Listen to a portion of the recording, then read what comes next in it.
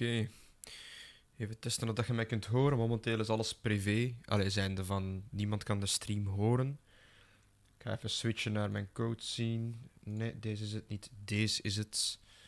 Voilà, zou normaal gezien mijn editor moeten kunnen zien. En dan kan ik zaken delen. Goed. Er zit een beetje vertraging op, dus zeg gerust iets in Teams als dit in orde is qua audio. Ik hoor je. Oké.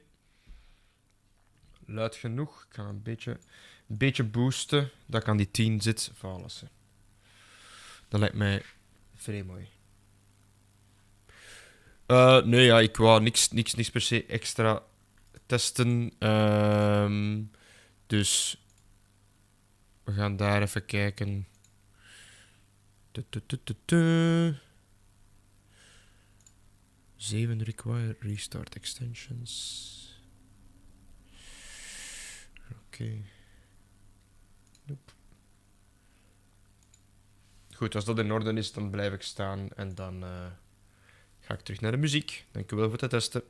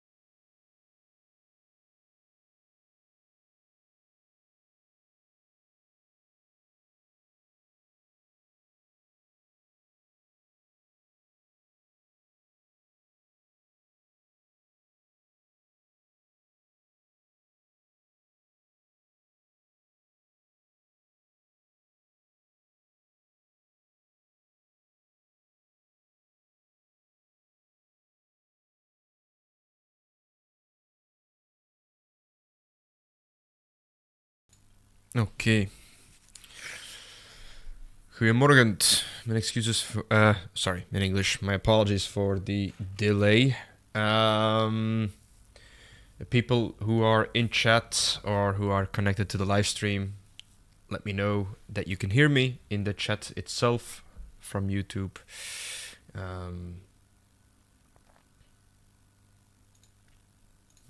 Gives me back COVID vibes. This was all we did in 2020 and 21. So let me know if there is a if you can see everything. I'm just gonna prep the screen for a second. Voila.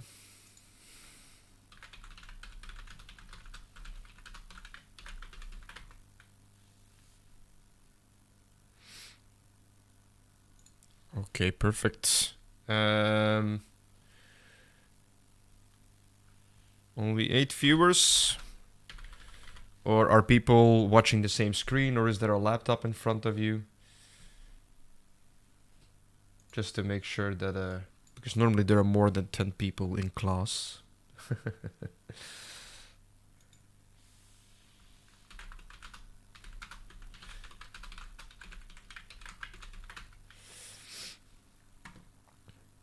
Okay. Only 8. Okay.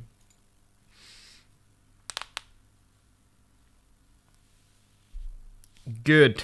Okay, I'm going to prep.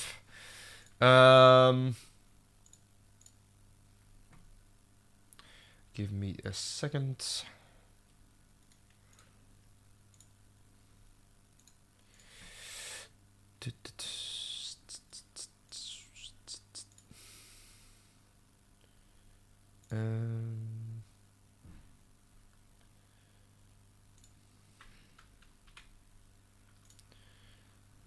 Okay. Teams goes bye-bye. And then, of course, the chat itself. Okay, so if you are on a different location at the moment and you are not in B201, B201 is the place where Maaike and Veerle will provide feedback on the design. So while I do the intro, you might be, if you want feedback, of course, but it's recommended, you go to B201 and there you have the feedback. To get started, so we have 17 people watching. I put it public so others might join as well. Again, to reiterate, this is a live session for lesson 8. I will be taking breaks in between, so you have some time to process the information. But I will be giving parts of the code and demos throughout the assignment. So first and foremost, everything will be recorded. So if you have feedback, this will be recorded. I probably will cut it up somehow to make sure that all the mistakes or the questions that are not relevant to the video will be cut out, and it's a bit shorter. So all this preamble now will be out of it.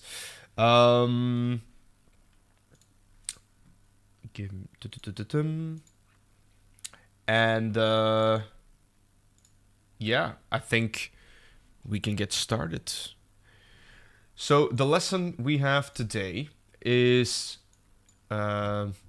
authorization. So login system. Lots of people are going to be having a user or a login system. So basically we will be building it mostly together, but again, you can work on it, of course, after the class or in the class during the breaks. Just trying to... Come on. Okay. Got my cheat sheet here. It's been a while since I've gotten... I'm a bit rusty in the live streams. I used to do this every day, so... the technical setup will work, but give me a second to acclimate to everything here. Okay, so 18 people watching now. For those who joined later, again, the feedback from Micah and Veerle will be available in B201. I will be giving demos. If you are missing a part, don't worry. Again, work together with a partner in class, and afterwards this is being recorded. I think the DVR function is also active on YouTube, so I have 2 places where it is recorded. So worst case, there is just one with me rambling on YouTube as well. So authorization login system. We are going to have 2 parts to this. So the login system and the register system. The login system is, of course, the first part, making sure that your user is checked and that you give back a sign to the front end of, hey, this is a correct login. So the full stack means we have, like I mentioned before, a front end in HTML, CSS, JavaScript, which is the basic part. And then it will communicate to a backend in Node, and that will be our Express API. Those two separate those 2 parts in your project. They will be talking each other.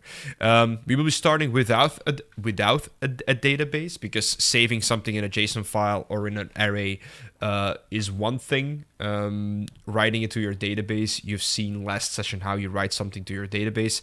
Then that would be the next step, and that's in the demo that's already provided. If we have time, I can convert it as well. So, and now before you start coding, it's very important how you build it up and what types of pieces of code you need to build in order for them to communicate with each other. It is a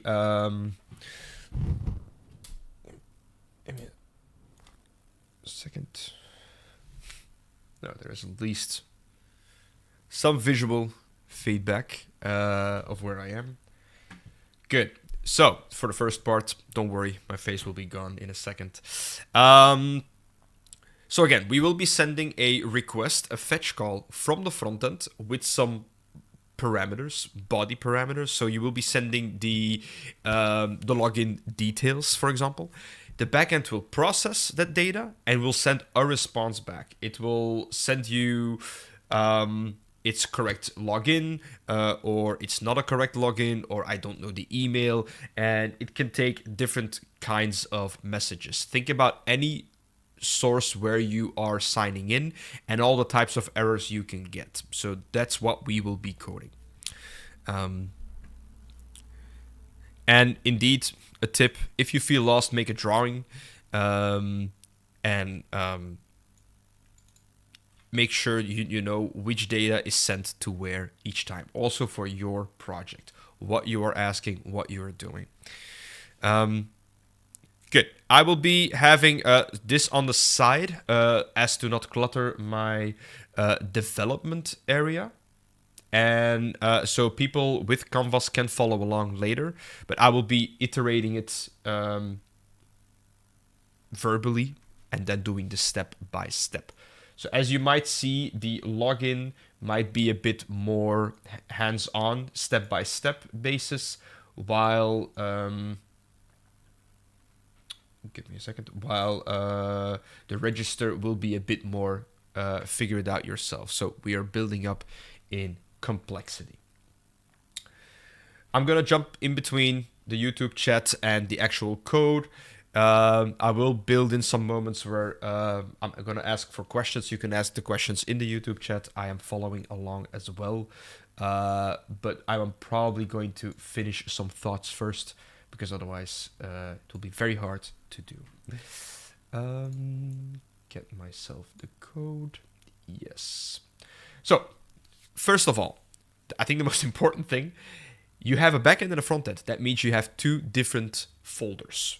For the course project, you have 2 different repos. We are going to create in this session, as you might see, you can open session 8 in between.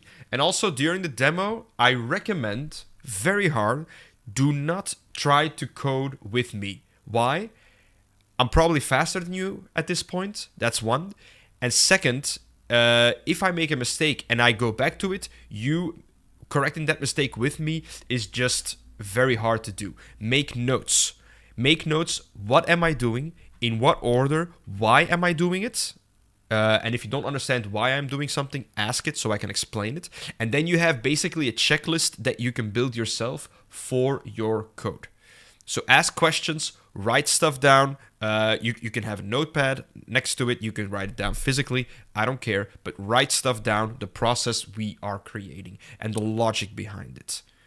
Because looking at the code at the end is like, okay, I get it. But then starting it is still hard to do. So 2 folders. I'm going to create a backend folder frontend.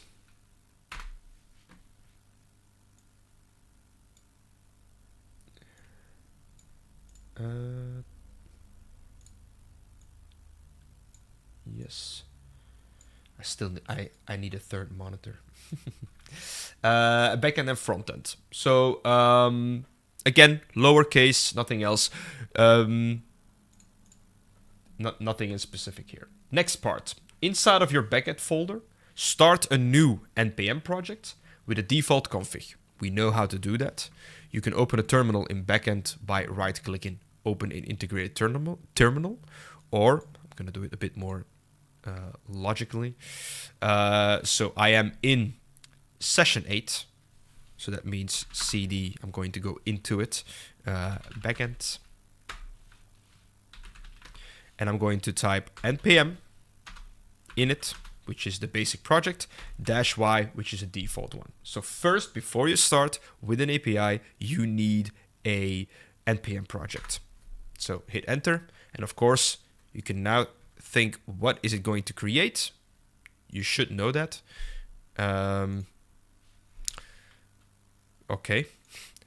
I did not for just to make sure, I am streaming on my PC and mostly I code on my laptop, so I might not have the latest updates. So if we run into issues, we might fix them live as well. All right.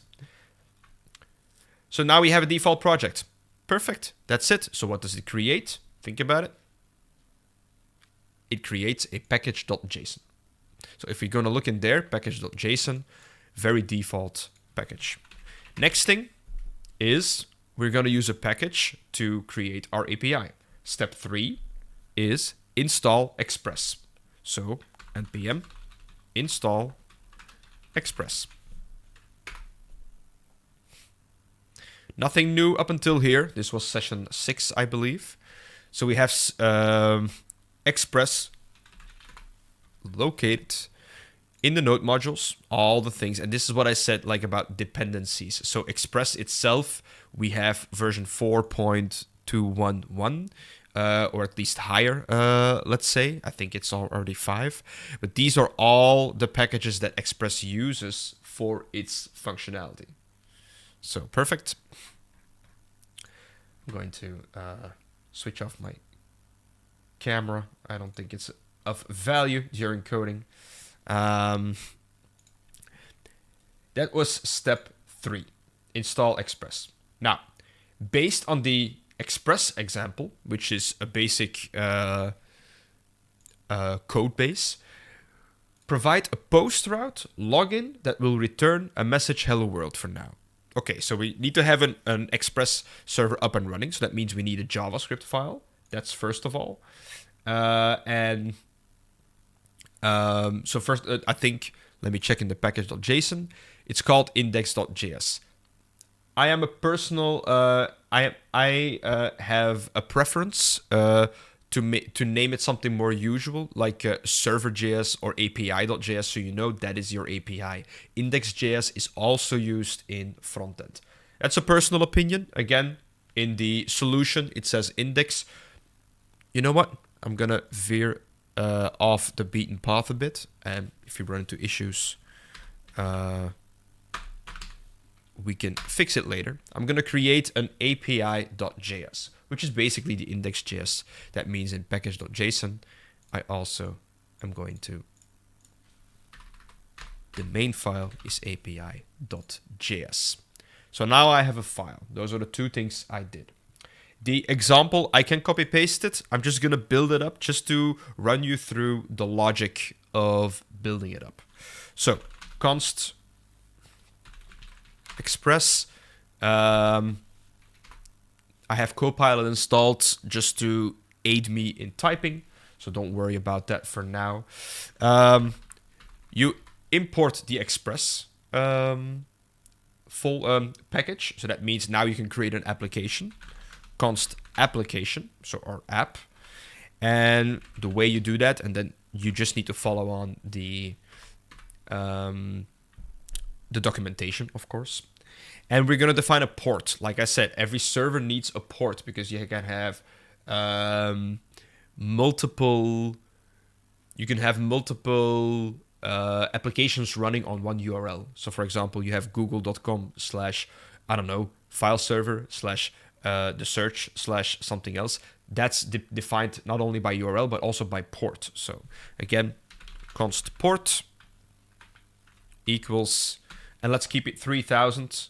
That's the basic port is always used. And then we need a basic route. Voila. So that means in this case, we're going to give a /API. I think the question was, give me a second, a post route login. Okay. I'm just going into the hello world. I'm going to put on the basic URL so I know my route is working. But I'm going to create what is called the post route. So app.post, the pop-ins are massive, /login. Yes, I want a login. And I'm going to send back, I think it's requested for now, just hello world. Or any other text, doesn't matter. Hello world. You know what? Login. So I have two different routes. Okay. These are the two routes. Now to start our application, we need a command, a function to run the actual application. So in this case, it's always app.listen. And as you can see, God, I love Copilot. This is not needed. Give me a second.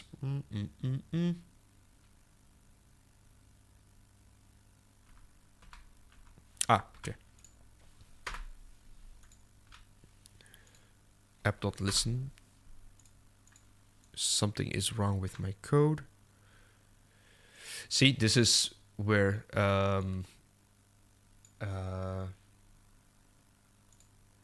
Copilot makes me go,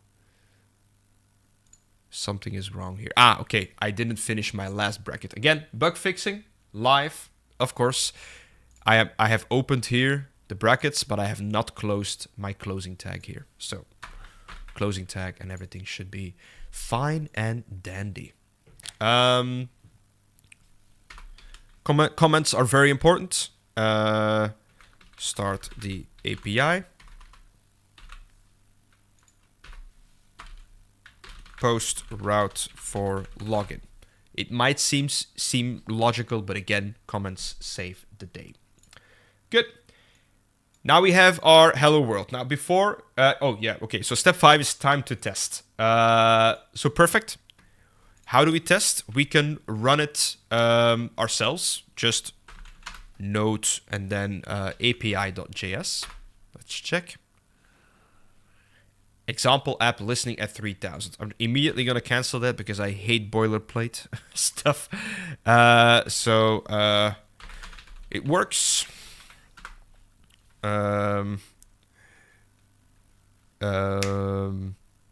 Navigate to.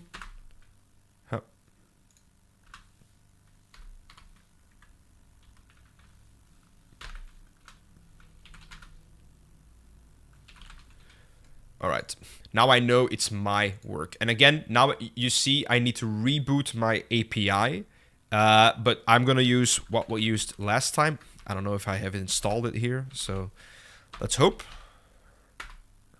Nope. I have no NodeMon. So I'm going to do it differently. I'm not going to install NodeMon live on air, maybe in the break. But again, Node API, it works. We can navigate to localhost 3000. So if I get a new tab going, I'm going to do it off the site first, localhost dot 3000, it works. So again, localhost 3000, which is here my my URL, and that's good. But the problem, of course, is I'm gonna type an incognito mode, might be easier. For testing, it's very well a best practice to use incognito mode. Why?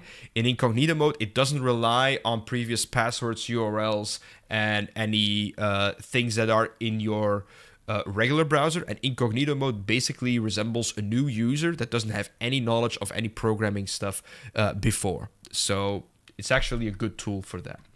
Now, of course, we have... come on, Mike. I'm finding my words. I'm sorry. We have tested the get route, but to test the post route, you can go two ways. Either you create an actual website and do a fetch request with that, or you can use, as you might see on my screen right now, Postman. Now, Postman, I've demoed this tool before.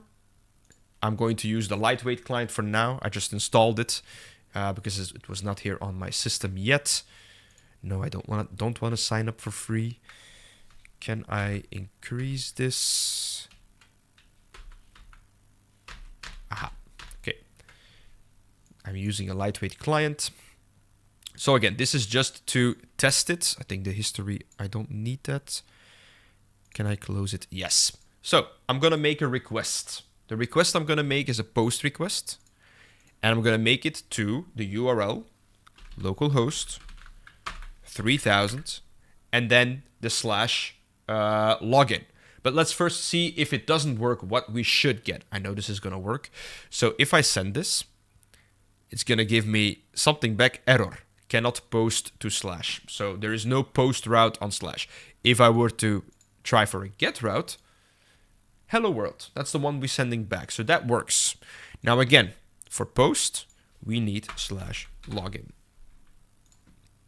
Hello world login. So it works. We have our working API with a get request, with a post request. And now that's the setup. And now we can actually go to the backend. So that's the second part.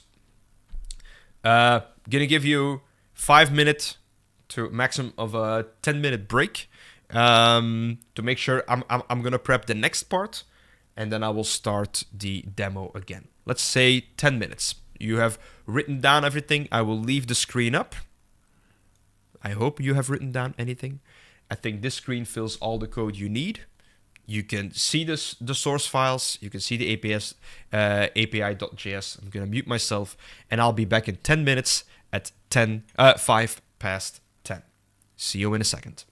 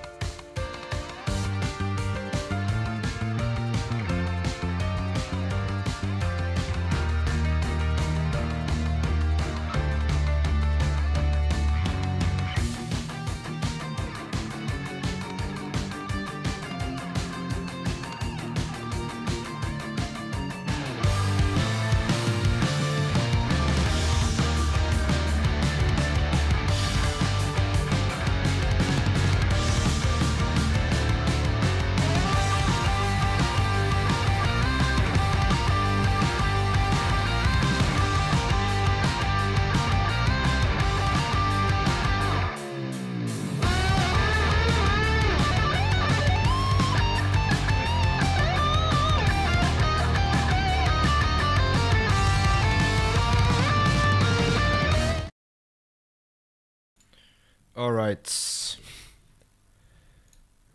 Toen dat ik er nog steeds ben. Hi. Good.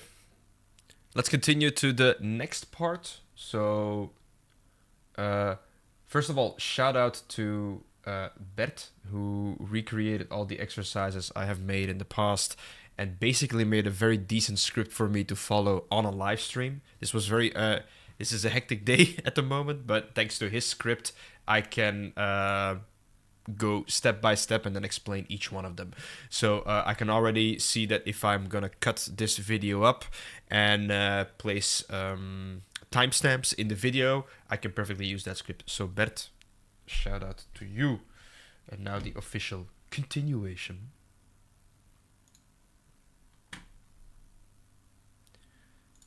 Mm-hmm.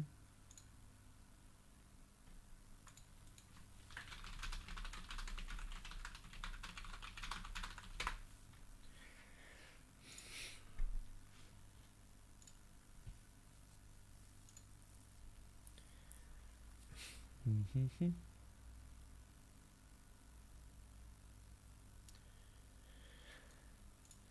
Okay, so second part, we are still building the login. The login needs a backend and a frontend. The frontend is the latest part. Why? Because you cannot even test the validity of your frontend if there is no backend. While the backend we can perfectly test with Postman.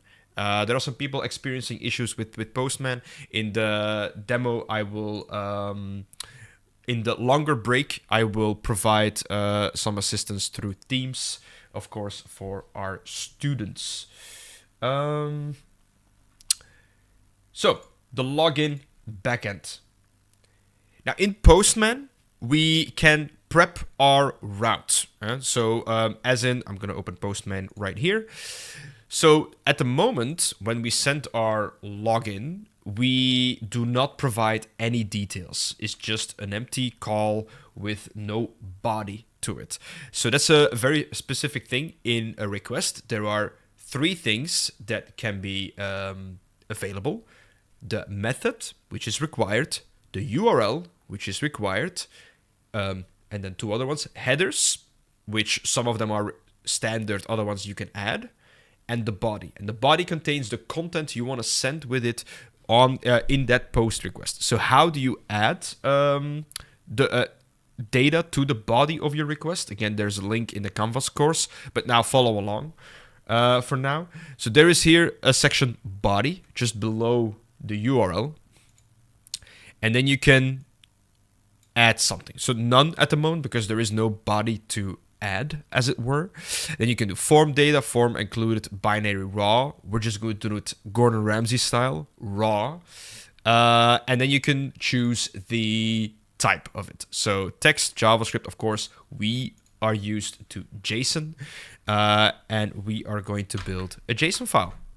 And that's basically it. There is no weird stuff here. It's just JSON data, just as we always are used to. Again, people confuse sometimes JSON with JavaScript actual objects. The main difference, your properties are also in brackets. So, username, let's say Mike with a capital, or Miked. Next one, my password. Again, please in development never use a password you use in real life. Even if it's something easy to remember, just take something 1, 2, 3, 4, 5, 6, which is for demo purposes.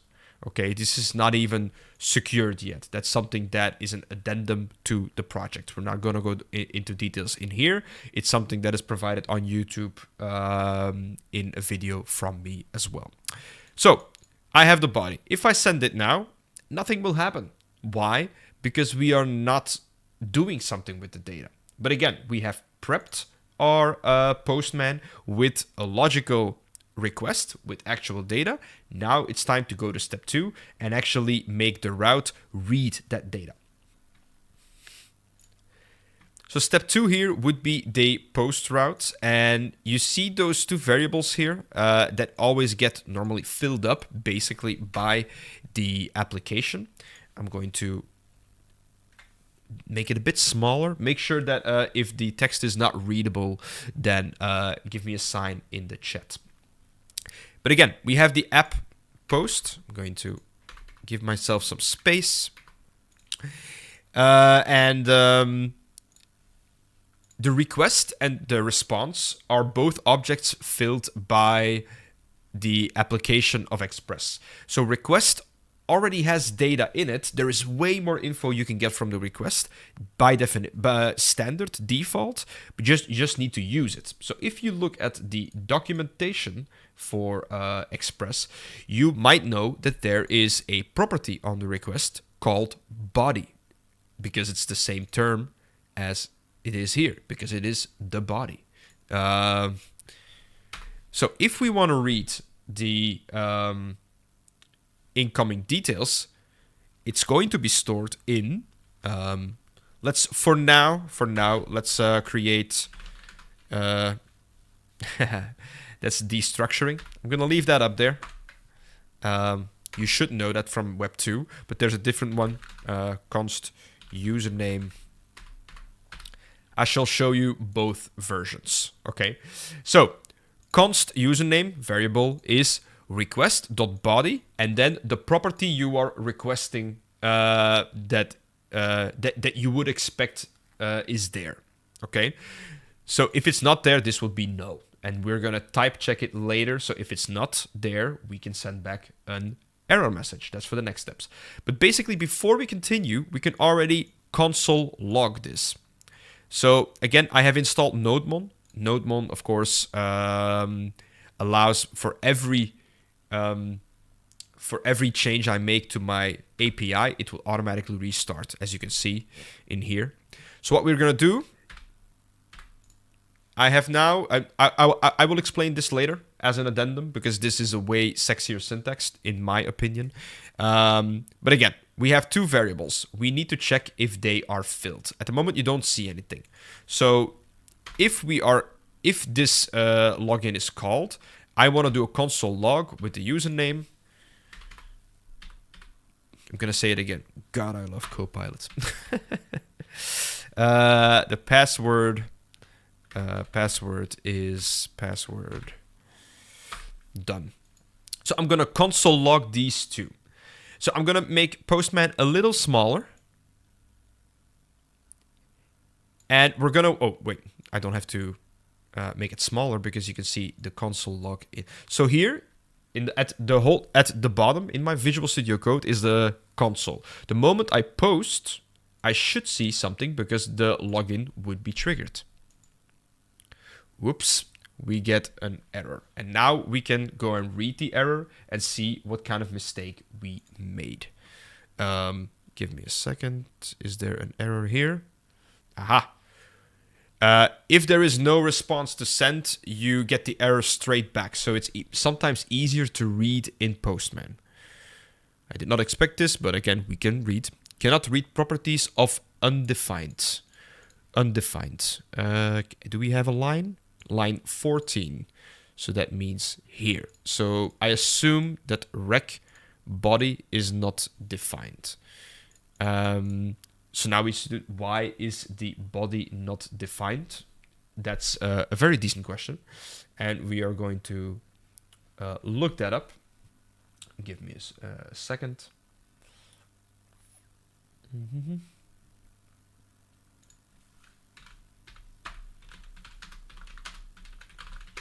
If someone knows the answer, of course, you can write it in check.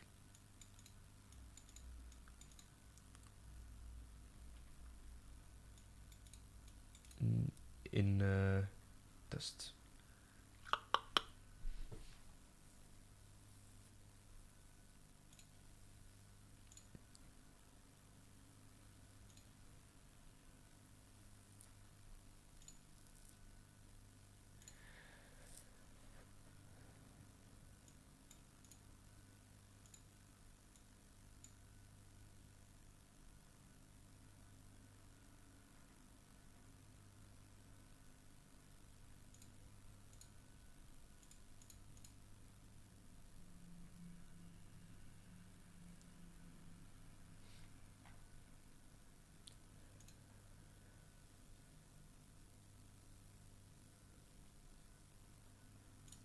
Okay, my search at the moment says that there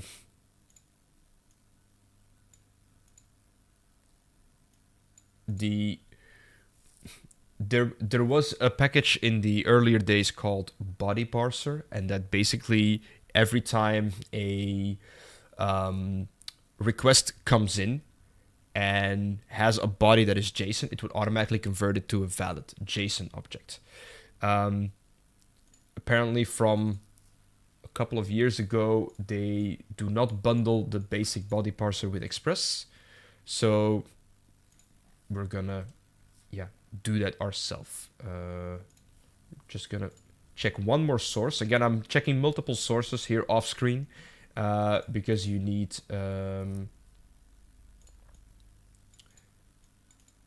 multiple verifications.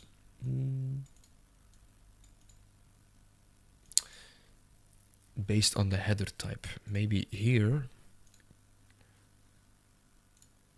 Hidden. Give me a second. Application.json. So yeah.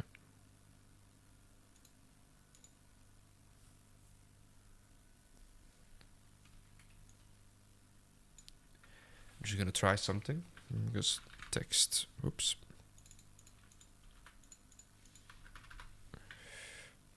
Okay. I'm going to use the extra package of Body Parser to make sure that everything that comes in is built as a valid JSON. If there is an update to it, I would probably add in a break here and inject a new video with a different update. But again, this is part of the problem-solving process. So I'm going to stop my server. Body Parser itself is an NPM package. And the NPM package, give me a second, is called body-parser. So I'm going to install it. npm install body-parser. Just gonna leave it up for a second. I will copy the command in chat so you have it as well. And I'm gonna run it. Okay. And now we have a new package, and the only thing then we need to add normally is we need to include it. Body parser, yes.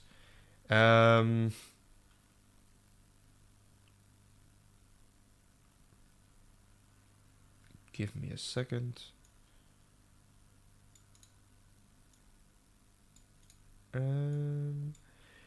Then we need, I'm just looking at the documentation just as I would do in a regular application, by the way. So const JSON parser. So I'm going to create a variable that basically does everything of the parsing for us, and saying the word each time doesn't make it more easy. So parsing data means going from a string to a key, from a string to an object, from an object to a JSON file. So all those things. Give me a second.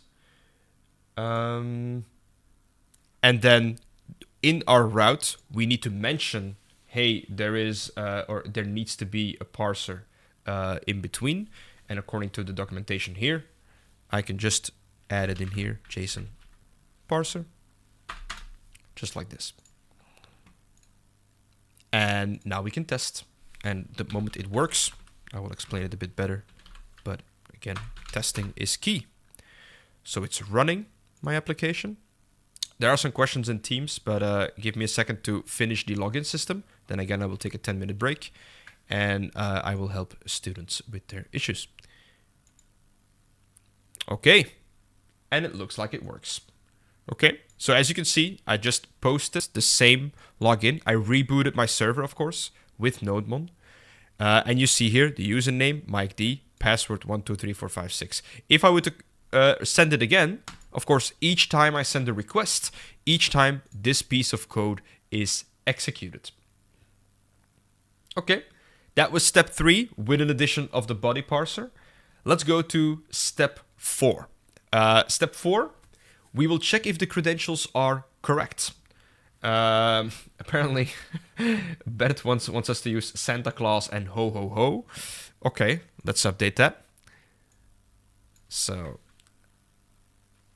Santa Claus and ho ho ho. And normally if you send it, you can see it. It passes perfectly.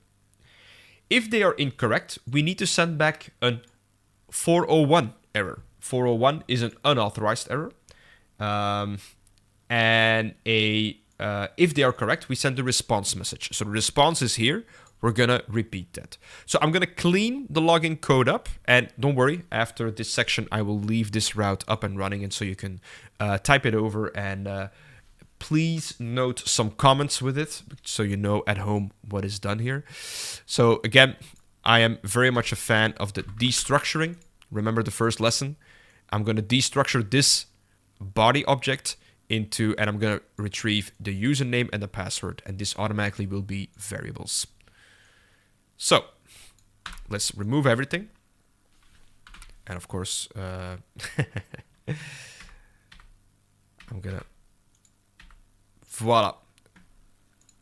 If the username equals, just now this is very hard coded, of course. In the future, we're going to verify this to something from the database.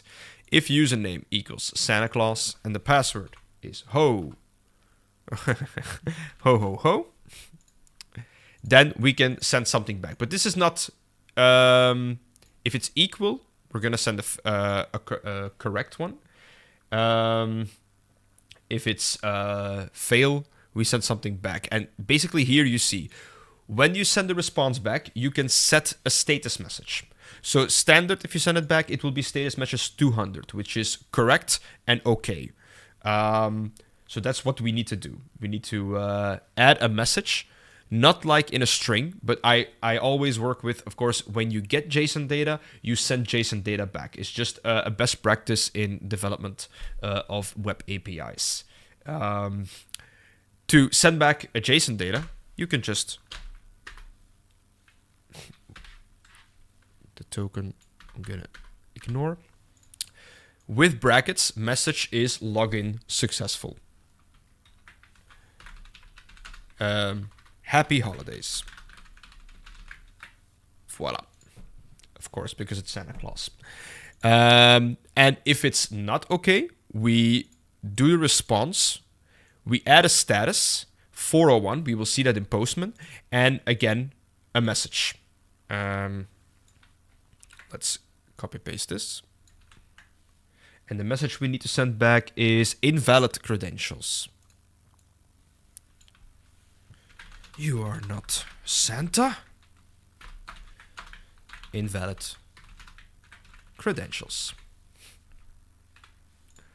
Voila. Now that this is done, again, testing before I explain everything, because I've done this way too many times where I explain everything and then something is broken because I forgot something logical and then I have to re-explain it. So first, test it. Again, our route is being updated. I'm going to keep the same. Send. Login successful. Happy holidays. Now, analyze this status. So this is, again, this is step 5 we are starting now. We are testing the actual route. Okay. Step 5, I send a request. Login successful. It is in JSON notation. It is status 200, which is okay. And yeah, that's it. So now if we Santa Clausette, I don't know, maybe that's Mrs. Santa Claus or Mrs. Santa Claus. Let's say Mrs. Santa Claus. I want her to log in. Then we get you are not Santa, invalid credentials. And also see here the status is 401, unauthorized. If the route was not found, you would get a 404. Again, if I would log in to, I would get a 404. And that's a very quick and easy way to give info to developers what type of error has occurred. So the moment I get back 401, I don't even need to see the message because I know it is unauthorized. This user does not have access. Of course, I can look into the message if I have more information. For example, if you log into Instagram, you might get back, this user does not exist, or you're trying to register with a user that already exists, or your password is invalid, or your account has been blocked for scamming. I don't know. Those are all different messages, but he's still not authorized. So 401 authorization is a very easy way to signal a developer this is what's going wrong, but then the message should clarify what is going wrong. All right, so we have finished our session 5. The things we added, I'm going to clean it up a bit. I'm going to delete this one for now, just so because we don't use it, although it's a good test. Don't delete it on your side, or I will minimize it at least, just to make sure I have more things I can show you on one screen for the stream. The login routes, and you don't need this anymore. So now you see the body parser. I'm going to add it.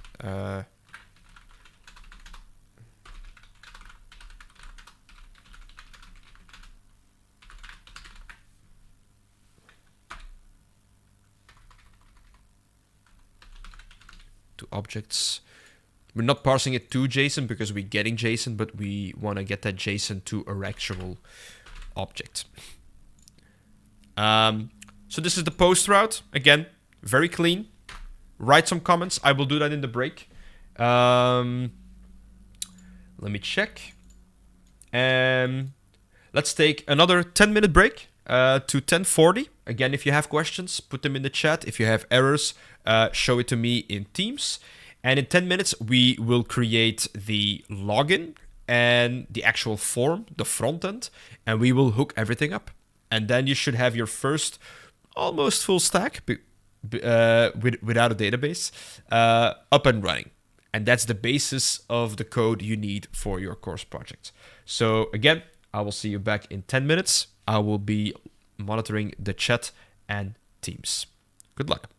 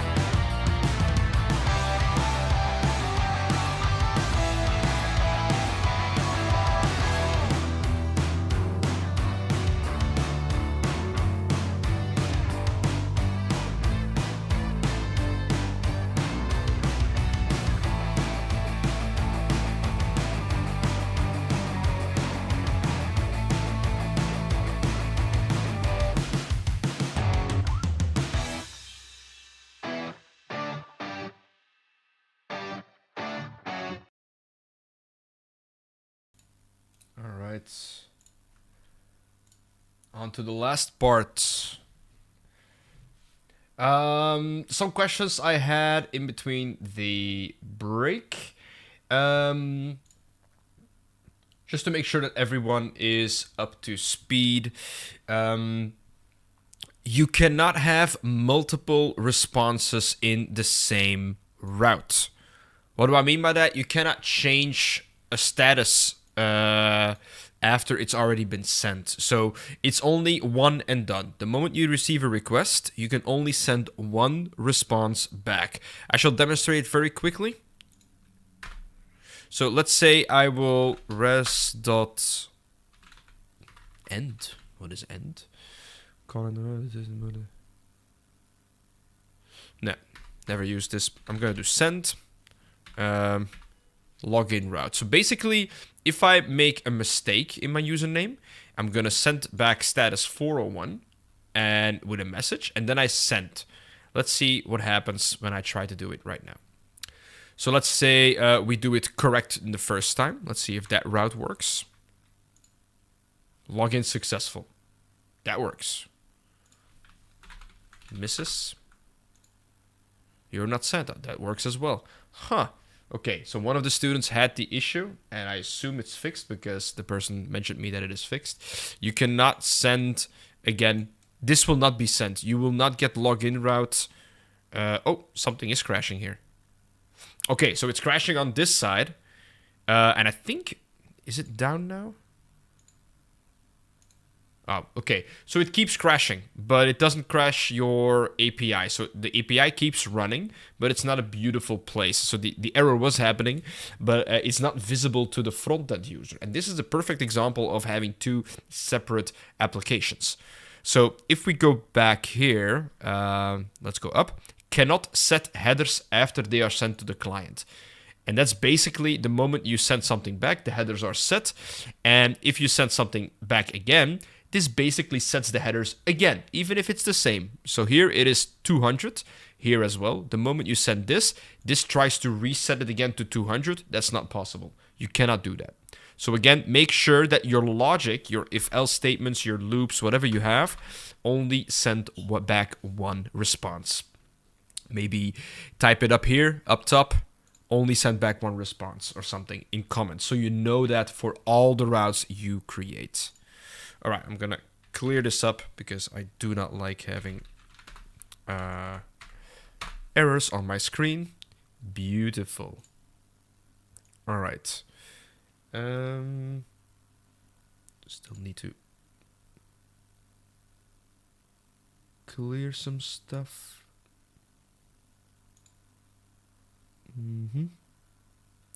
All right.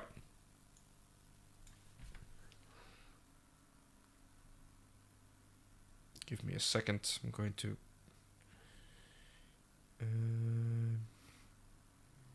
mute.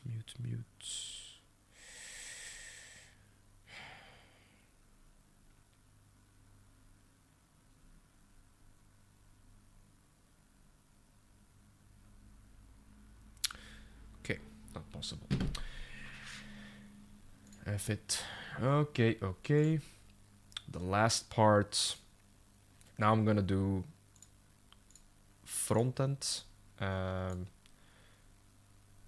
which you might see me do some juggling with Copilot in this demo. Don't fret, don't worry. Should be okay. I'm gonna use an HTML file that's already prepped. You can use the HTML file. I think we made a login system somewhere back. Again, don't focus on, please do not copy the HTML. You can do that on your own.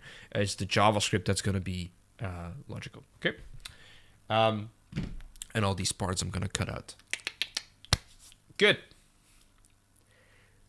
So we got the login backend up and running, but of course we have two folders here. We have the backend and we have the frontend. So now we're gonna make, instead of using Postman, we're gonna make a website, a very small website that actually makes sure that we can do a realistic scenario. So basically have a login page with a username and a password, and then send that data through a fetch call to our API, and then show the response on our page. All right. So that is the basic gist of it. So before we start, step 1, add an index file containing a login form. Okay, so you can do this mostly on your own time. You can style it however you want. I am not going to create CSS for this. I think in my demo here, I have a Bootstrap file that I have used in the past. So I'm going to put that in here. The important things, just going to minimize it. This is, yeah, so I have a script, login.js, defer type module. You need a script. We're going to make that in a second. But note that is important. Bootstrap for me is just to style it a bit more cleanly. Let me check. The navigation we don't need for now. It's there, but we don't need it at this point. That's for the next part. So I'm going to comment that out. And we have a form. So the form needs 2 fields. Again, make the login system that you want, maybe even in the design style of your course project. You have an input of email, and you have an example input password. And that's it. That's your login form. So maybe pause the video here. This is, of course, after the live stream, but pause the video here, create your login form. Do not type everything over just from my side, because, again, I am using classes and labels from Bootstrap. Create a login form of your own, and then resume this session. Okay, step 2. When the form is submitted, do an event prevent default to prevent the page refresh. So, okay, so that's a bit further than we need, but again, think about the steps you need to take. To submit the form, to use it, and to have the data go somewhere, we need, of course, JavaScript. So again, create an index.json file.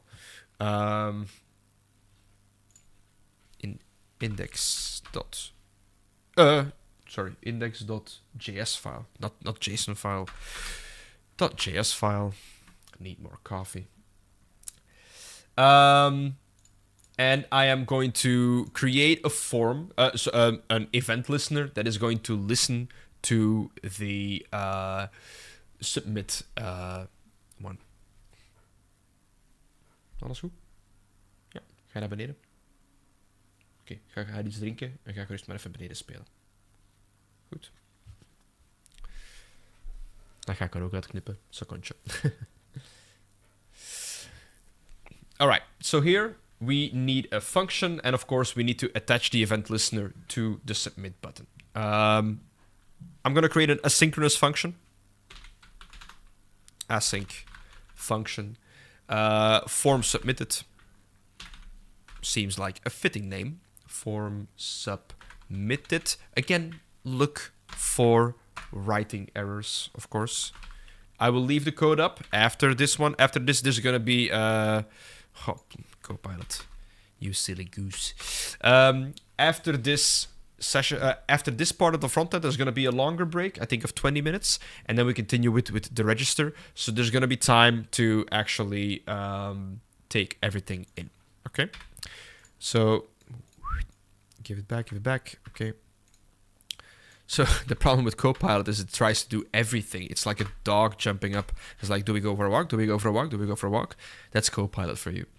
And we're going to do event prevent default. So event prevent default, just make sure that my page does not refresh. I can do a console log to make sure that everything is okay. Form submitted.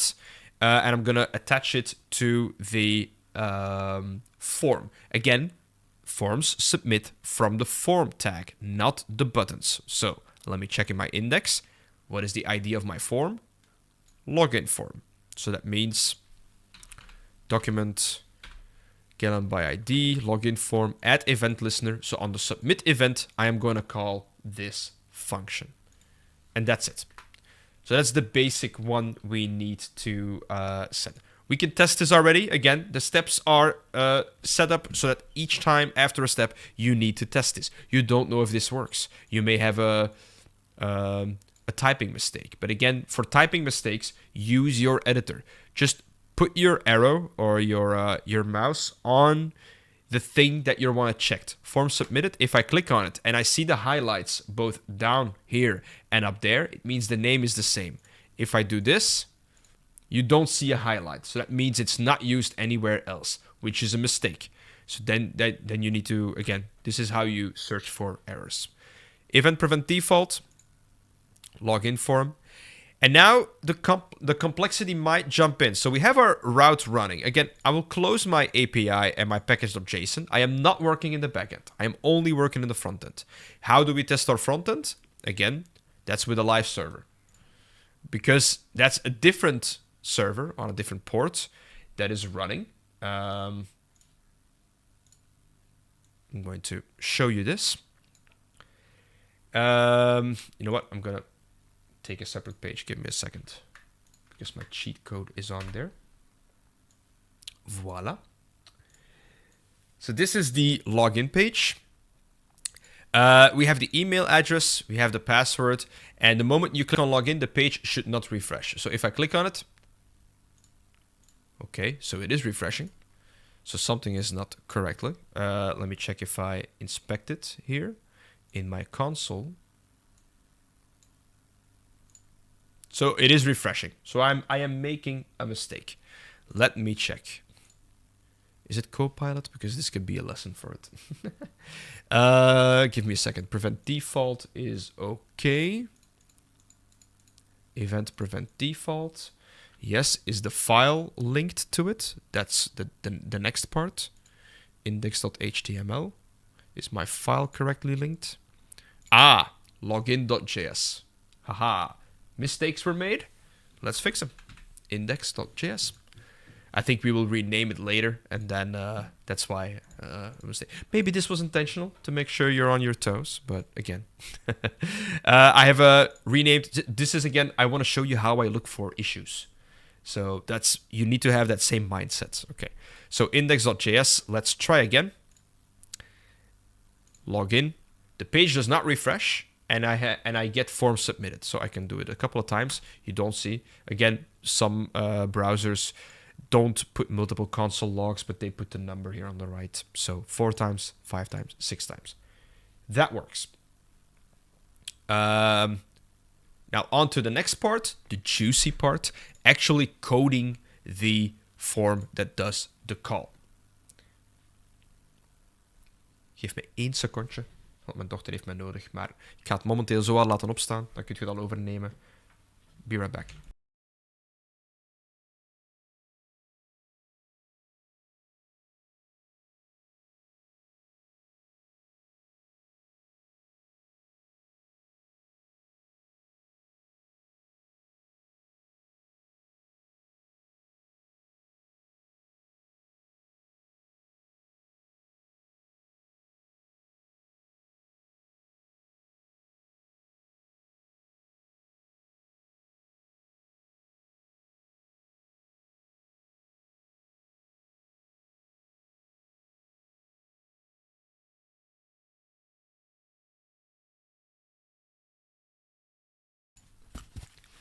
Oké, ik ben terug. Sorry voor de onderbreking.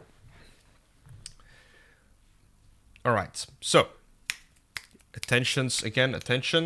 The last part is in the event handler, send a fetch post request to the login from your backend and show the message or fail to your user.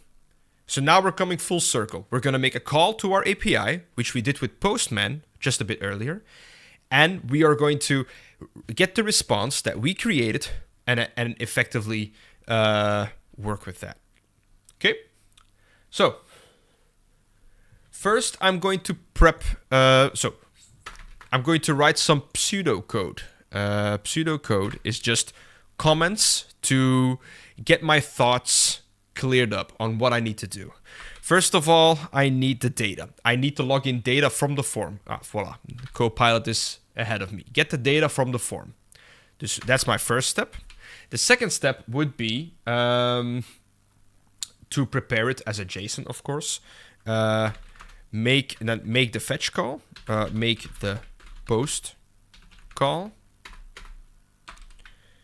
handle the response, as in I need to catch it somewhere, I need to do something with it, and then show the, and then message. It could be a good message, it could be an error message, anything. So these are the 4 steps you need to make. Remember, we are in an async function. That means we can use await. So we don't need to use fetch then. We can use actually like the await fetch, which is a much easier and readable way of working with that. So get the form data. Now, again, you can do form data. That is something else. You can look that up, but we're going to do it the easier way, I think. It's a bit longer in code, but it's easier to understand. So login data. I'm just going to call it like that. And we are going to basically fetch every element, the value from it.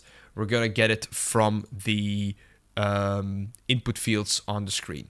So again, we're not using email. We are using username. So it's Copilot. And what is the username?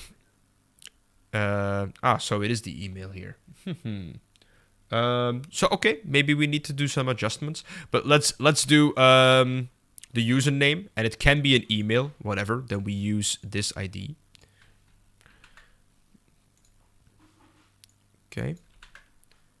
So example input email. That's the username, and the password is example input password in this case. You can rename those however you see fit. Make something smaller, make something more concise. It might be easier. Okay. Now again, make sure that these 2 are of course the ones you are checking in your API. Remember in Postman, this body, we are replicating this. We are making the same in our actual front end. Good. We have the data. Now we're going to make the post call. So let result, and we're going to await the fetch. I'm going to type it out. So await. Oh, okay. It's faster than myself. So here. Okay. This means I'm going to make a fetch call to my local host 3000 login.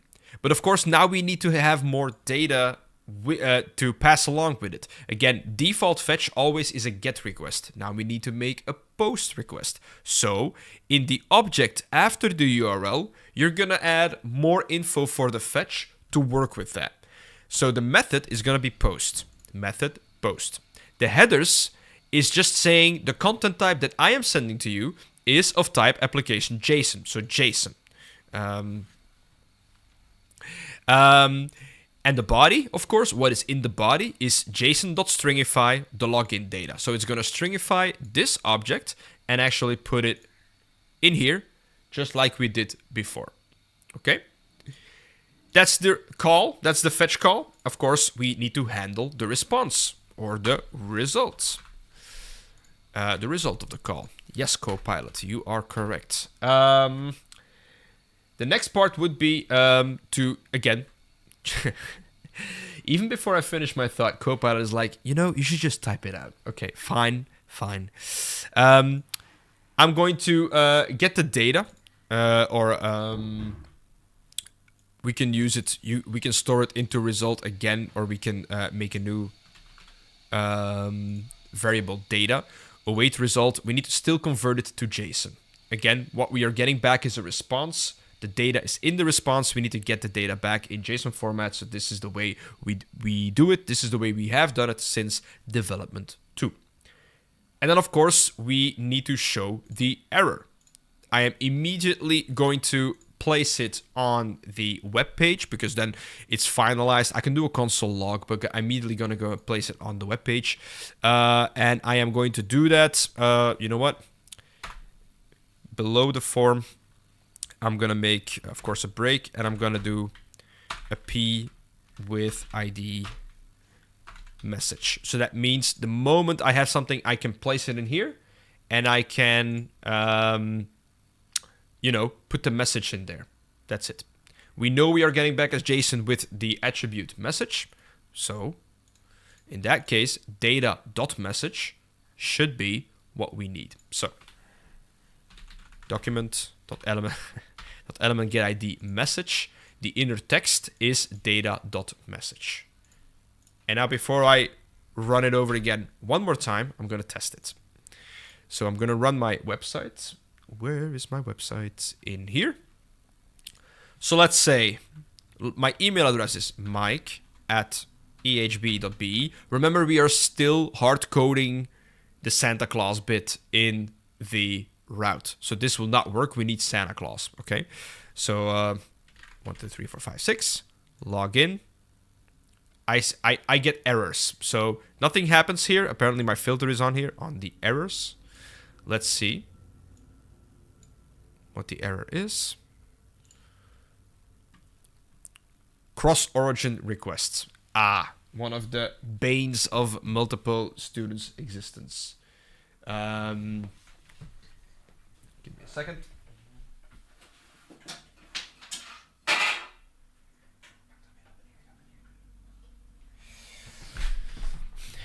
So there is a trick to this in your API that you can update to make your API allow for every type of request. There is a package called a course.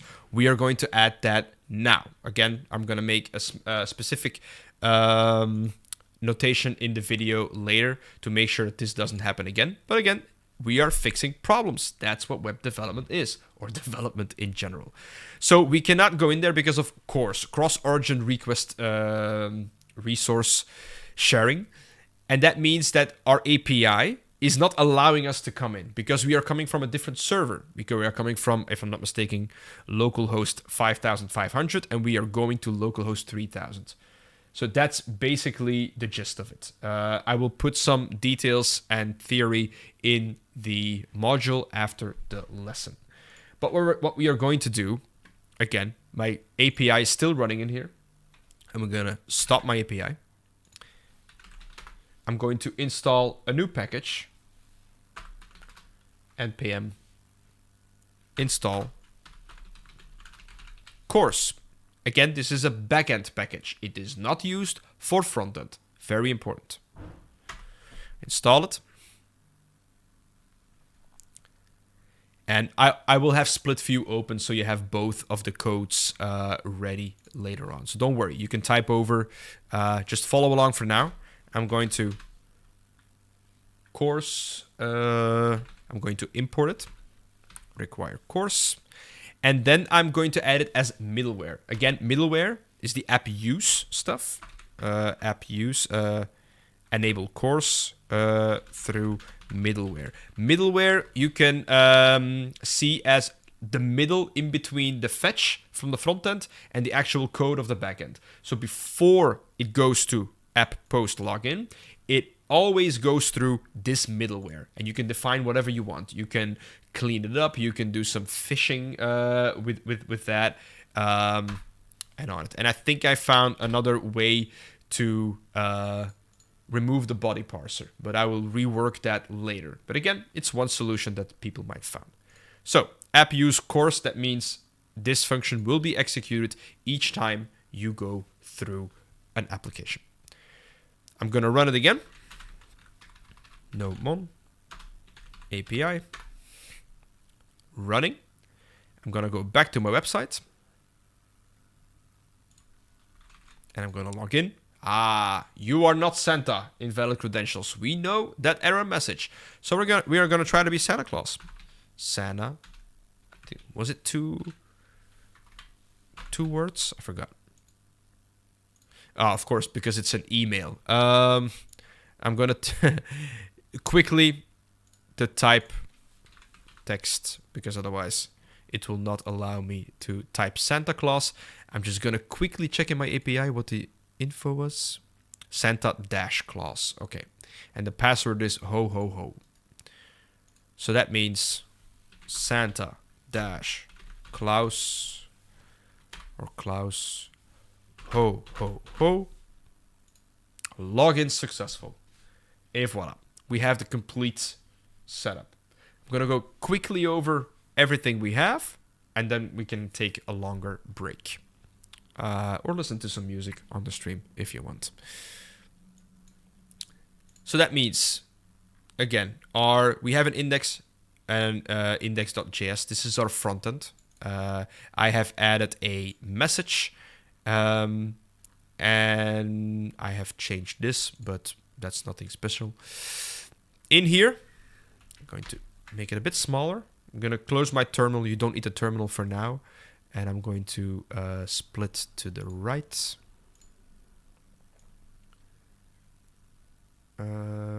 Voila.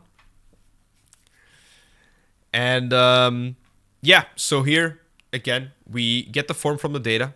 We make the post call. So the post is going to call to this API that's also running. There is no connection. I can reiterate again. There is no connection. This code here in the folder frontend does not speak to the code in the backend. It is connecting by the actual fetch call. That's the only way they call, and the server is running in that. Then we have the data, and that data I put into the inner text. But again, the fetch call goes through this, goes through course, goes through the login, and then we are ready to go for that. Then we send back whatever message there is. So that's your first full stack working website, I hope, or at least soon. The only thing missing here for being a full web stack is basically getting the database up and running and asking in the database what the user is. That's the only thing missing. Otherwise, you have a fully forming website at the moment. Congratulations. If you still have some work to do, you can do some work. I'm going to take a break. I am going to probably at some point, I'm going to rework the backend first, because I saw some code that I can rework so that we don't need the body parser. I will come back to that later. Don't worry about it. It's even simpler. And I will see you back all at 11:30. The lesson is till 12:30, and then we will handle the last parts. Okay? I will not be handling questions now. Just try to get as much running, work with students next to you, and then make sure that that is up and running in about 20 minutes. And of course, take a break. If it's not up and running, everything is recorded. You can watch it later as well. Have a good break.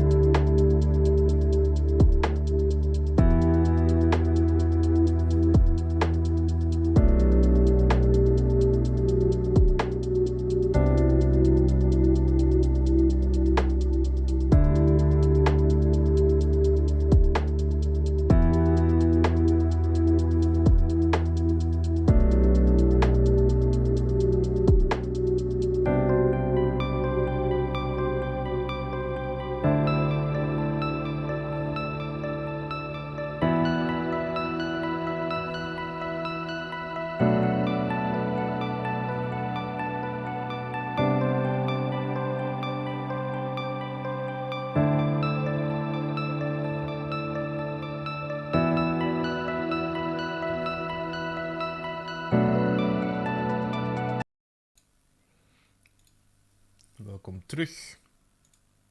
Welcome back. Just prepping a bit.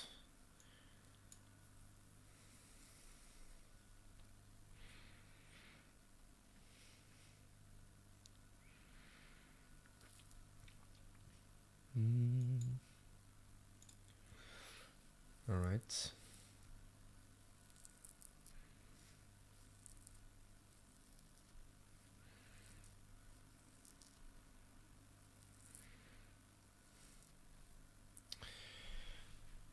Everyone okay?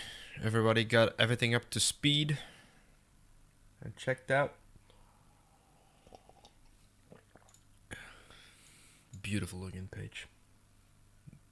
Beautiful minimalistic design.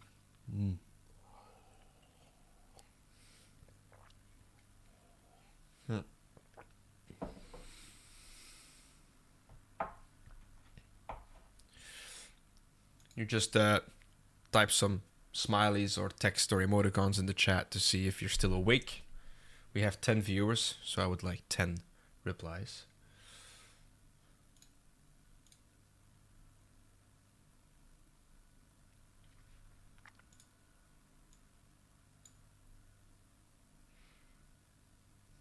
All right. 2 people awake.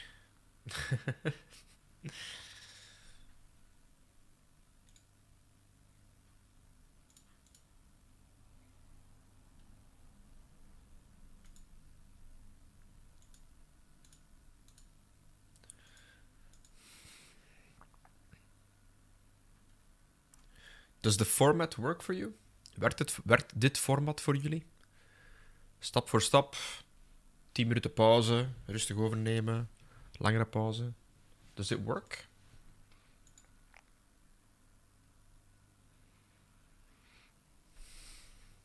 Kiwi says yes.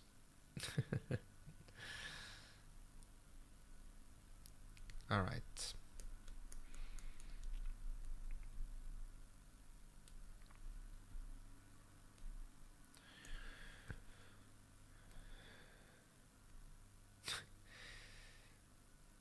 All right. Okay, so Esther, even from when you go back in the second semester, you can still follow along if I do this format. So, and Mariana and Isabel as well. Perfect. All right. Let's get going. The good news of the day: my daughter is not throwing up anymore. She is drawing me beautiful pictures downstairs, so everything is fine. But of course, need to monitor everything. How long have we been streaming? 2 hours and 20 minutes? Okay. I'm gonna, again, maybe, can I do polls in YouTube? Can I do that? Let me check.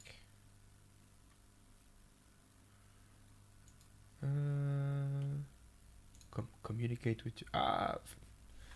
No question. Oh, start a poll. When preparing the video, you prefer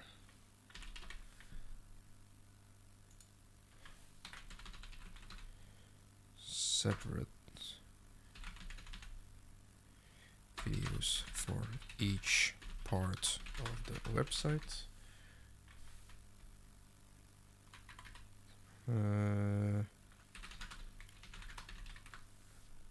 Or one video with time stamps. Let me know in the chat, because I never know what the preferred way is for students. Multiple separate videos following along in a playlist, or one video with timestamps. Separating each is more work, but I can understand that having one video, having multiple videos of like 10 to 15 minutes is more digestible. Apparently I'm wrong. Okay. 11 votes for one video with timestamps. Perfect. Then I just can cut the one video, add timestamps to YouTube, and then just make sure that they correspond with the things in Canvas. All right. So we have an hour left. Now, thank you for the poll. Thank you for the info. Sorry for the one person or two people that voted for separate videos. But if 92% asks for one video and it takes me less time to do the one video, I'm also gonna vote for the one video as well. So ending the poll. Thank you. So now we're going to do the register part. So again, we're going to add functionality on top of the connection we've already made. Well, not connection, the two applications that we already made. And now we're going to add Mongo as well. So maybe, again, the first step is going to be the register connection. That's the first part. I'm going to get my cheat sheet again. Give me a second. So the database setup you should know by from the Mongo stuff. So from the Mongo lesson. So again, we are starting with, for example, I have a database now with a collection users. It's empty. That's the only thing you need to get started. That's the database setup. So maybe start doing this while you listen. You can do that just by clicking. So again, create database here in your cluster and type it as in, for me, it's the Web2 project. So the project database, it could be a demo, whatever. That's a database name, and the collection should be users. Create that, and you are good to go. If not, you can do it after the register part. All right, I'm going to minimize everything. I'm going to clean everything up, and then I'm going to start my video again.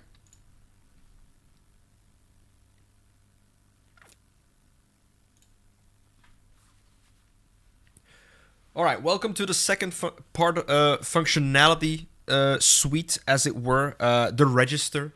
So again, adding a new functionality to a full stack website mostly encompasses the three parts. It needs to be stored somewhere if you're managing data, so your database needs to be up to speed.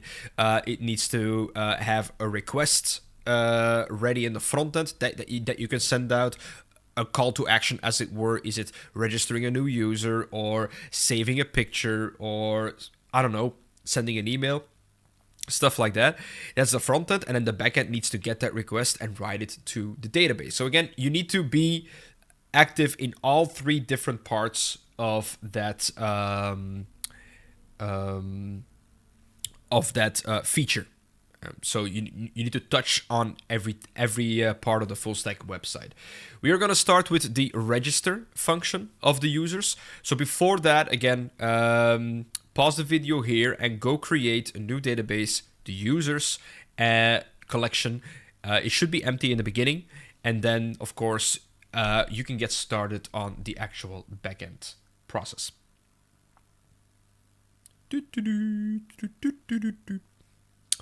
Knip it.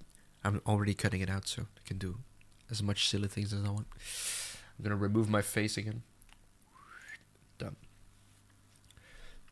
Right, so the moment you have your users database, we're going back to our API, because it's always easier to start again from the backend and then finalize with the front end. Again, why? Because you can test your backend with Postman. You cannot test your front end if there is no backend. The fetch will not work. You cannot post it on the site. So always start basically in the middle.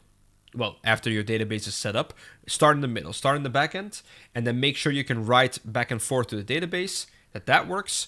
Testing it with Postman, and then finalize the process, as it were, with your front end. So I'm going to open api.js. I have made some small adjustments. You can pause the video here and check with your code, because I found a replacement for body parser. I basically forgot that it's now built into Express itself. But again, we're learning as well, and body parser is the first result you get in Google, and I was doing a live stream that some of you might also gravitate towards. So it's a working solution. But again, for the video, pause it here. If you have body parser at the moment, leave it like this for the live stream. But if you're remaking this later, use the middleware express.json. You do not need to install anything else. You can remove the JSON placeholder, but you just need this one line of code that is provided by Express that parses all the data to JSON, all the JSON data to actual objects you can use, and more specifically, the body, the request body. I've already tested this. It works. Perfect. So, a register route. So I'm going to minimize the login stuff. Again, try to have as few things to clutter your terminal when you're working on it. So, for example, I'm minimizing everything because I'm not doing anything in login. I only have my session open. My browser does not have 25,000 tabs, and the students know who I'm referring to. So make it yourself easy. Don't have too many distractions open, except for my lovely voice guiding you through this process. Register backend. Step 1, provide a new route register. Okay. Now you actually have to think, what type of route does it need to be? In the chat, you can let me know what type of routes should the register function be and why. I'm going to give you some time. Also, if you're watching this later, think about it. Why should we need either a get, put, post, delete method for the register routes? So please use the chat.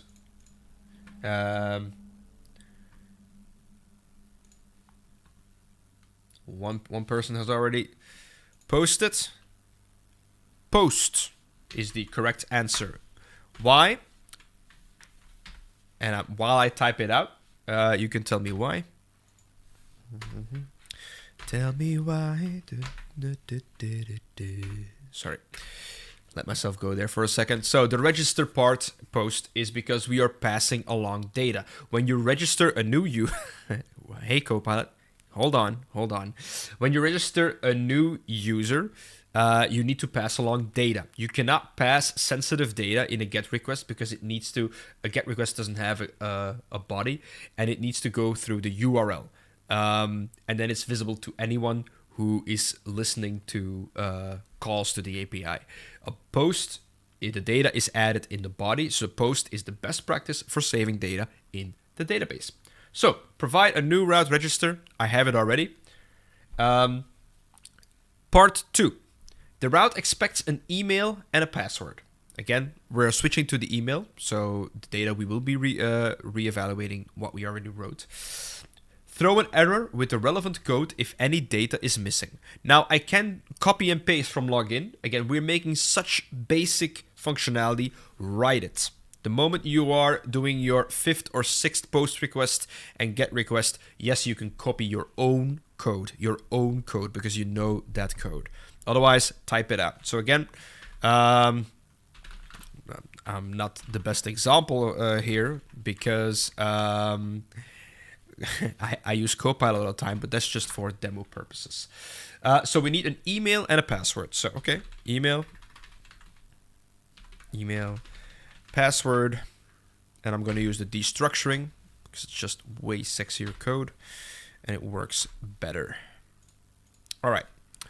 So, email is in here. If it's missing, throw an error. That's the first thing we need to do. If it's missing, throw an error. Okay. If email is, let me think. How would we select the... Oh, my cluster is not in the right place.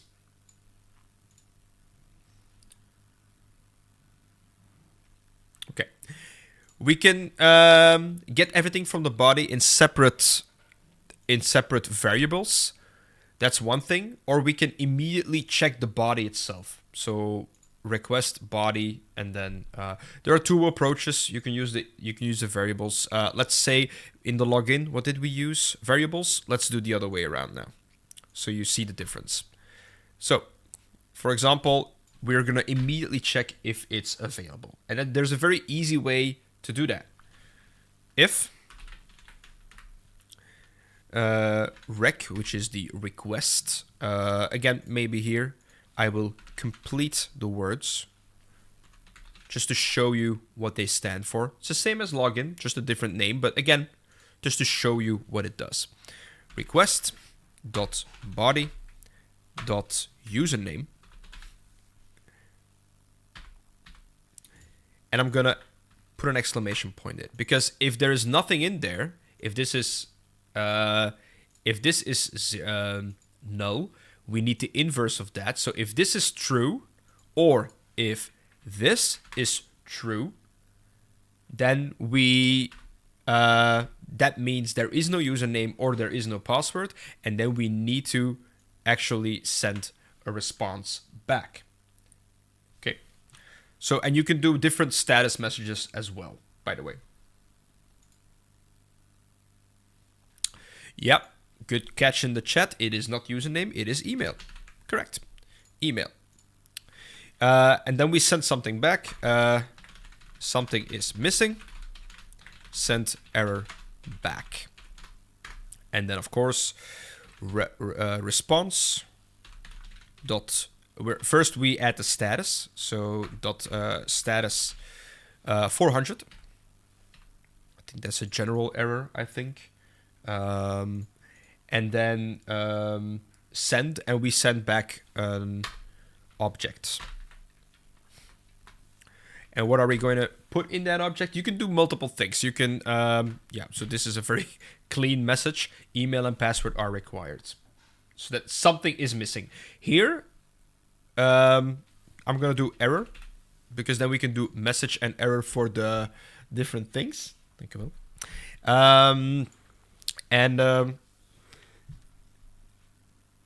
Give me a second so I can get my head on straight. You can divide this up. So you can check for email and then send back, your email is missing.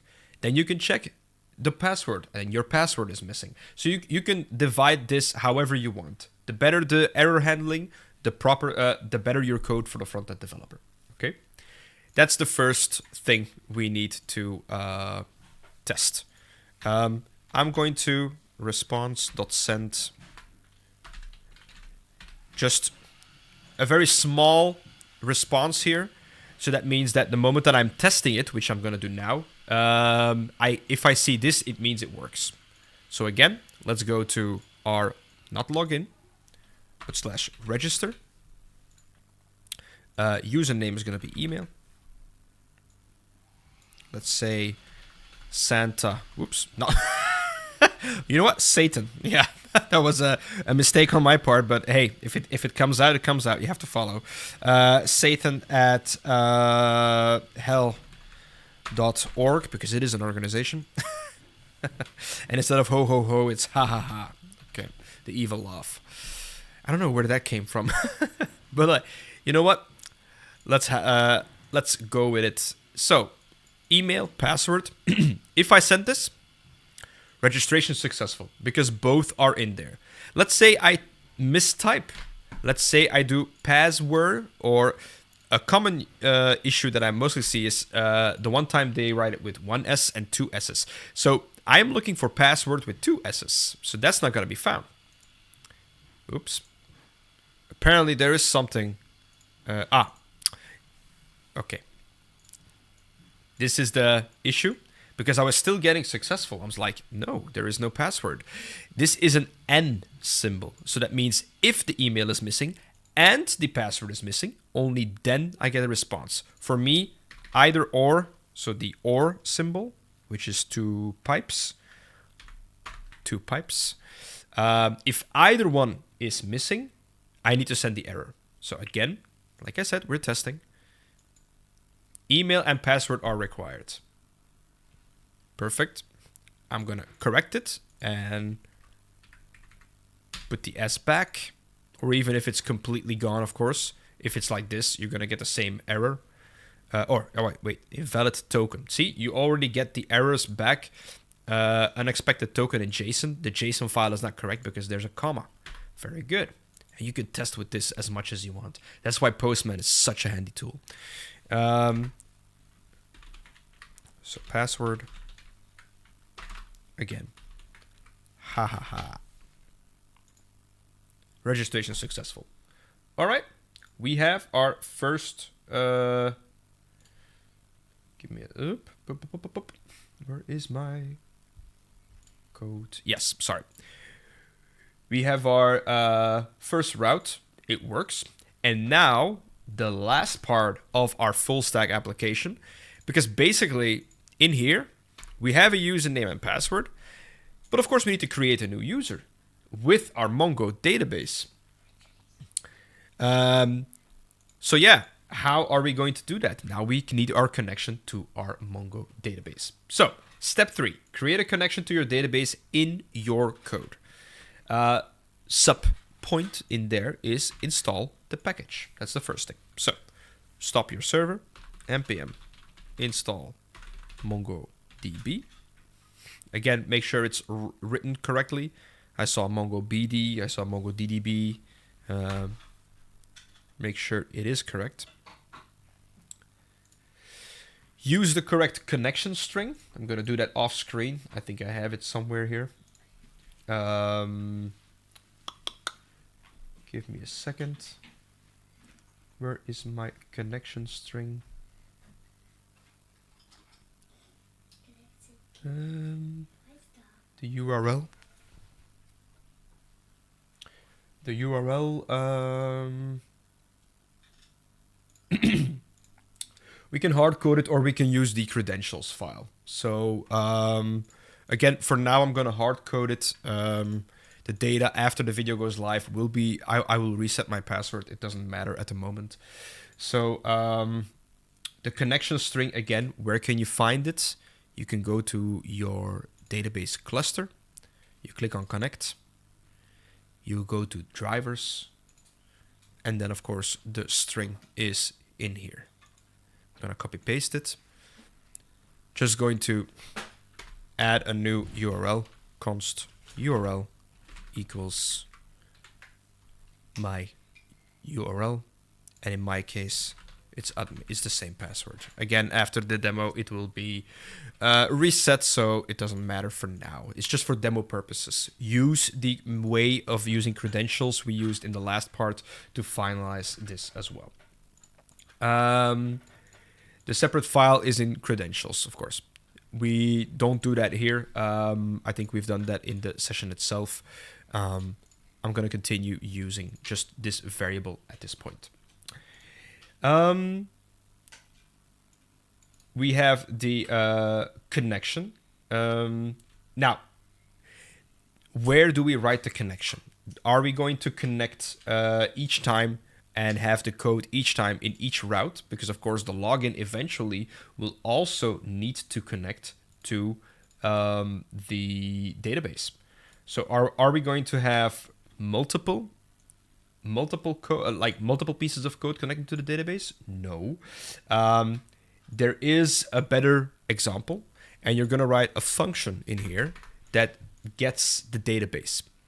So let's make and that function is going to be used inside any route that needs the database. So, for example, async function get database. Try to follow along why we are creating this. Again, the syntax will come later and will be made public by the end of the day. We're going to need our URL. We have that. We have that here. So that's a general one. Let's say you have credentials imported here. That works as well. And then we're going to create a client. New Mongo client. That's the basic way of creating a Mongo DB. Make sure you include your Mongo at the top. So we installed it, but you also need to include it. So now you have access to the package. As you can see, the Mongo client is the same as in here. So when you click on it, you see the highlights on there. Next step, you need to connect. Await client connect. Again, we can use await because it's an asynchronous function. We can do a console log. So make sure that every time you connect, you can even do a timestamp in between to make it beautiful. Successfully connected to the database, or to, Mongo Atlas to be specific, because you can have multiple databases. And then what are we going to return? We are going to return the database itself, so you can immediately work with that. In the previous times, we've done this separately. But again, I just need the database, and the database I'm going to be using for this project is, let me show you. Database I'm going to be using, that's this name, by the way. It's not the cluster, this name. So in this case, Web2 project 2425. Web2 project 2425. That is my, oops, I forgot a backtick. Yep, okay. So now you have a small database, a small function that you can keep reusing. So let's go back to the register. Make some, check if email and password are provided. Of course, now get the database. Get the database, that's step one. Get the correct collection, because of course the register is going to handle the user's collection. So we need to get that collection specifically. Then we need to, for example, check if there is a user already. Is there already a Satan at hell.org? If not, then we can save it. Okay. Check for existing user. You could do that an extra step afterwards as well. And otherwise, insert new user.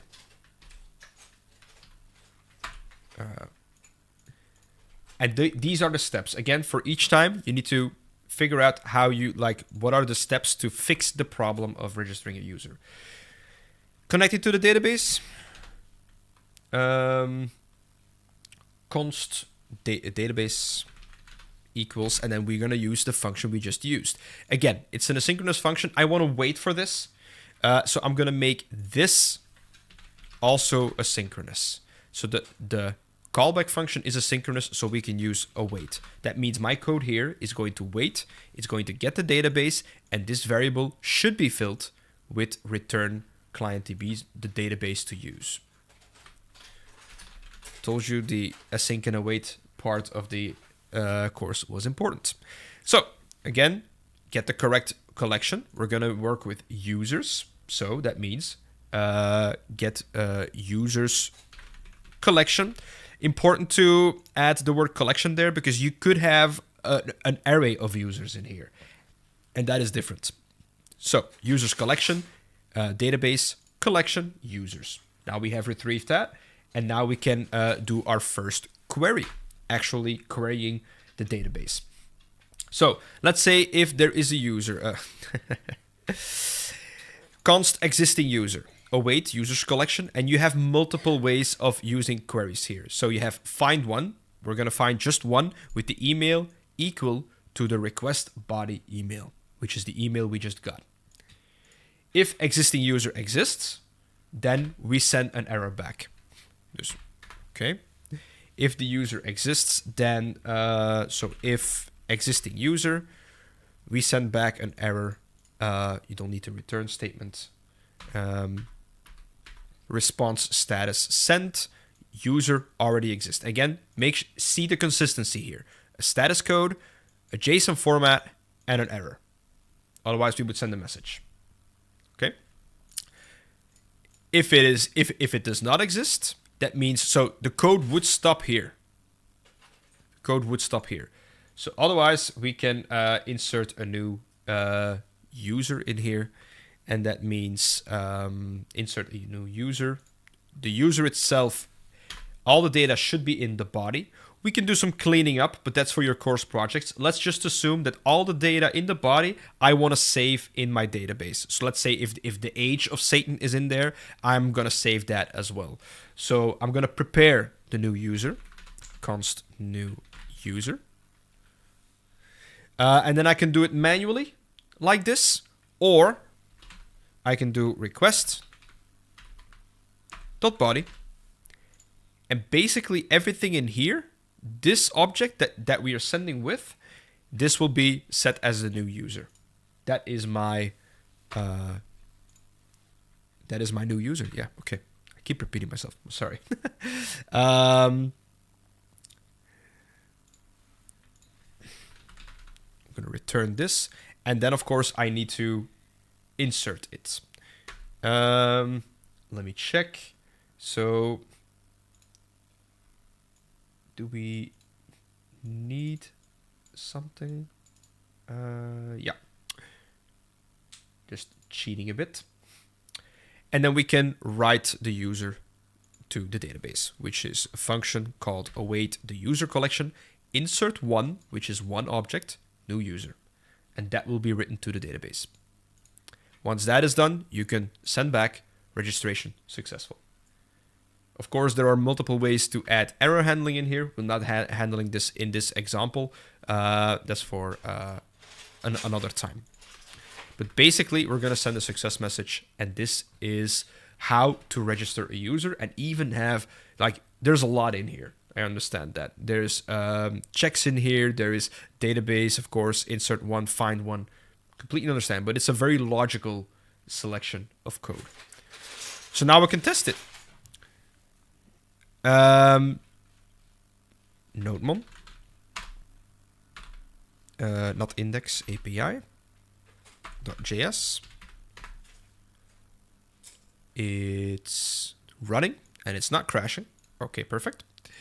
Again, I'm going to grab my database. I hope it works from the first time. So the users is empty.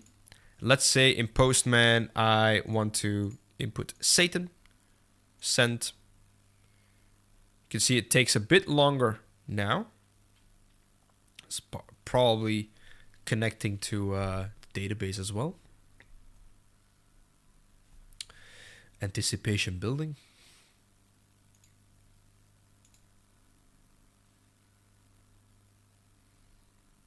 Come on. My server is running. Do I have an error? There is no error in here. Probably because sometimes Mongo needs to boot up before your server, because we're using a free tier. It's a bit slower than if you used a paid model as well. So could not get a response. Connection resets. Okay, let me check. So that did not work. App crashed. Waiting for 5. So the app crashed. So there is something wrong. Let me check what the error is. I'm going to scroll all the way up. Unexpected end of input. Unexpected end of input. Oh, this is one of the beautiful errors. Do I see line 35? Line 35. Which is weird because line 35 is a comment. All right. Again, I'm going to do some debugging. Line 13. Okay. Okay. I need to scroll down. Or is this... Oh, this is from the earlier ones. Give me a second. I need to scroll down. This was all okay. The moment my... here. Cannot set headers after they are sent to the client. So that's the... I think the... Or is it the same error? Yeah, console logging. Normally you write your errors to a log file and then it's easier to work with that. So here... New error, Mongo server selection timed out. Timed out. So there is a delay. So let me check Mongo. Is Mongo still running? Is Mongo still running? Where is my Mongo? Not here. This will be all cut out of the demo. Give me a second. The code works. I know that because it's code we've used before. So let's see the cluster. Okay. This was missing earlier because it was not booted up. Let's try again. So try turning it off and on again. Response.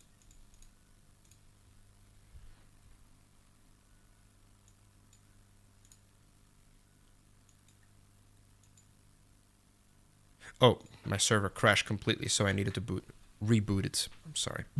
NodeMon API.js. Okay, let's build it again.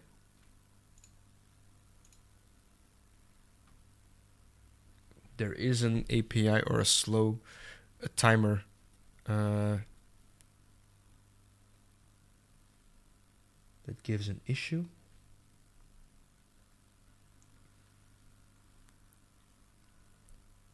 Is the database not correctly?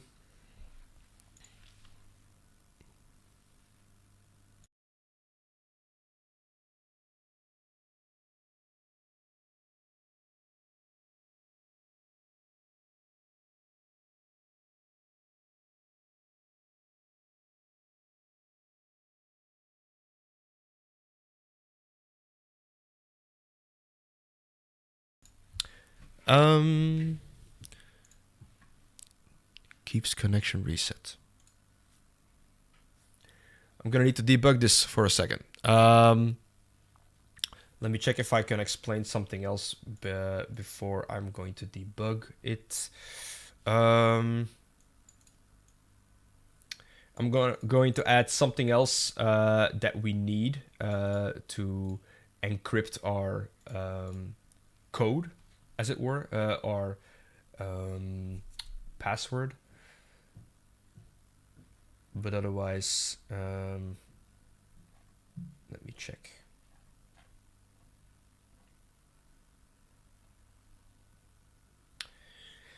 Yeah, this should work.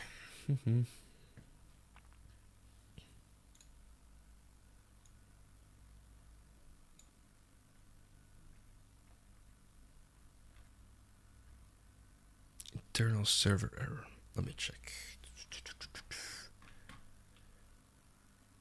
Timed out. So we don't get the successfully connected to Mongo Atlas. So that means that this is the issue. We don't get further than this. Otherwise, we would see a console log successfully. So we cannot connect. That's the main issue.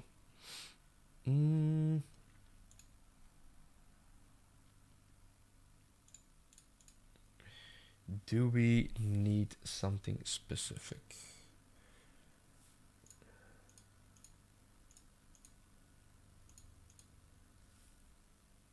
Await client connect.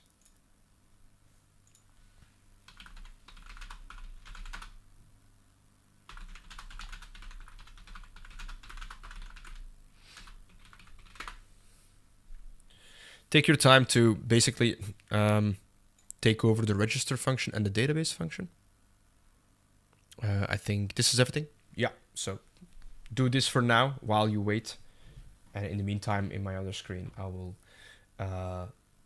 look for it.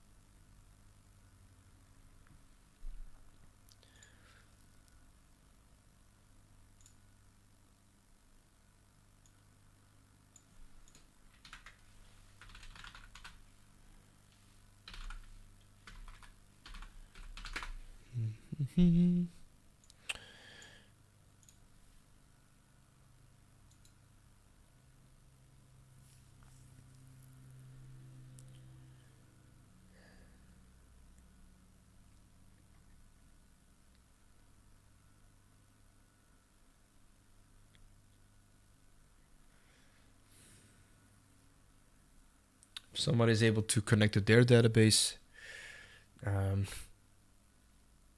let me know.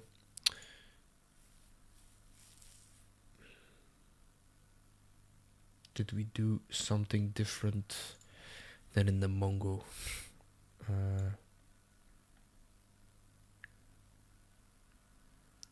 Get address info, E not found.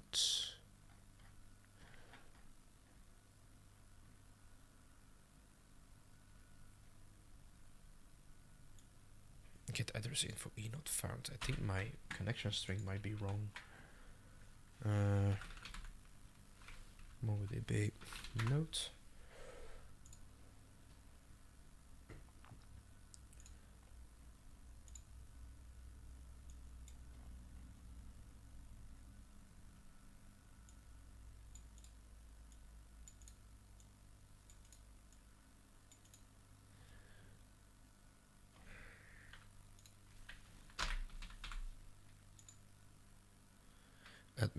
Admin Mike, cluster 0.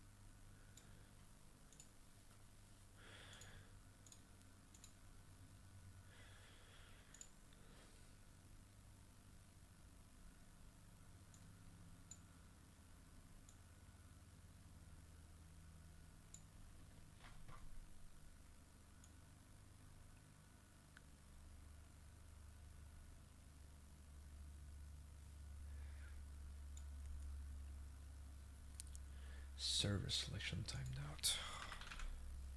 This is annoying.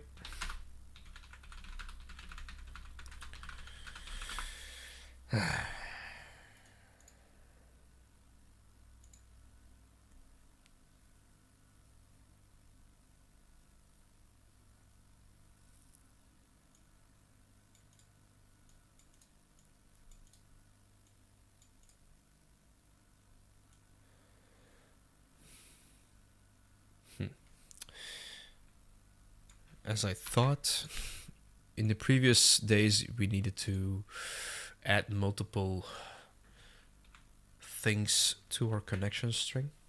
So I'm gonna retry that. Don't change anything unless I say you need to change anything, because I am still testing.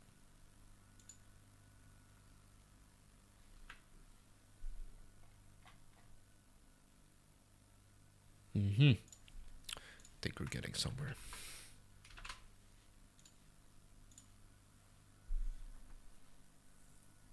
Ah, fuck.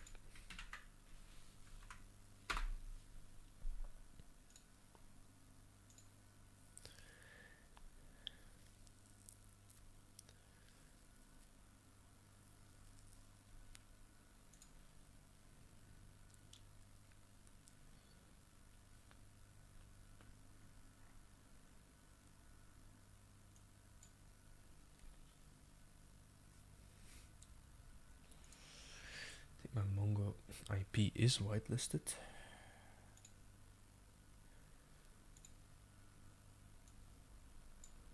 Still.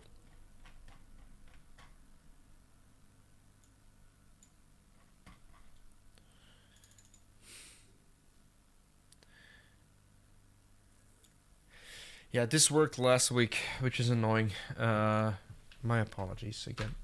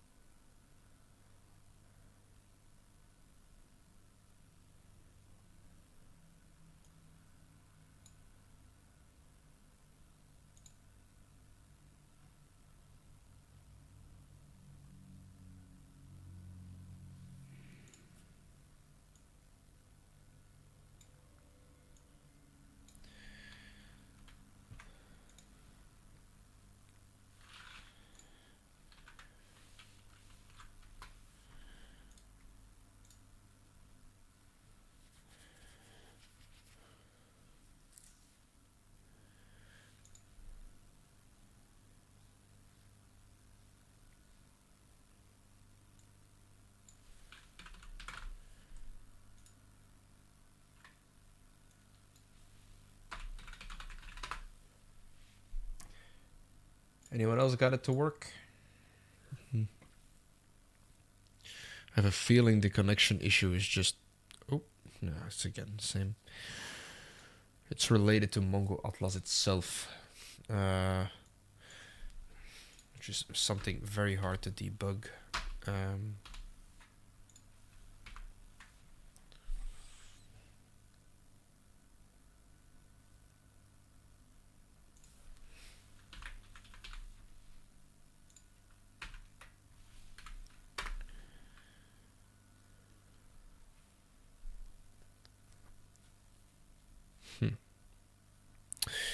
gonna try something.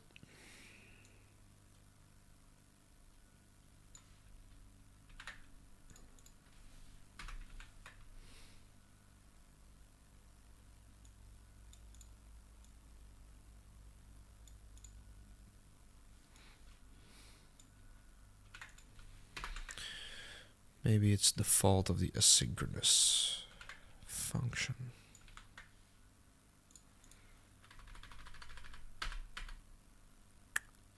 Okay.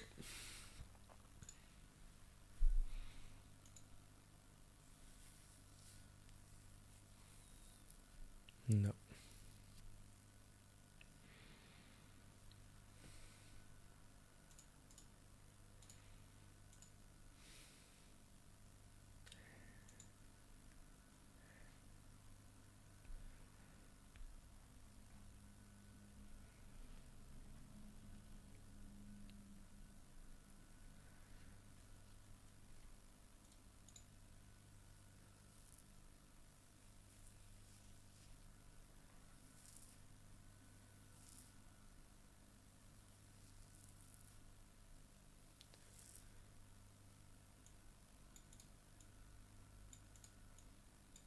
Network connection issue is what I am reading mostly online.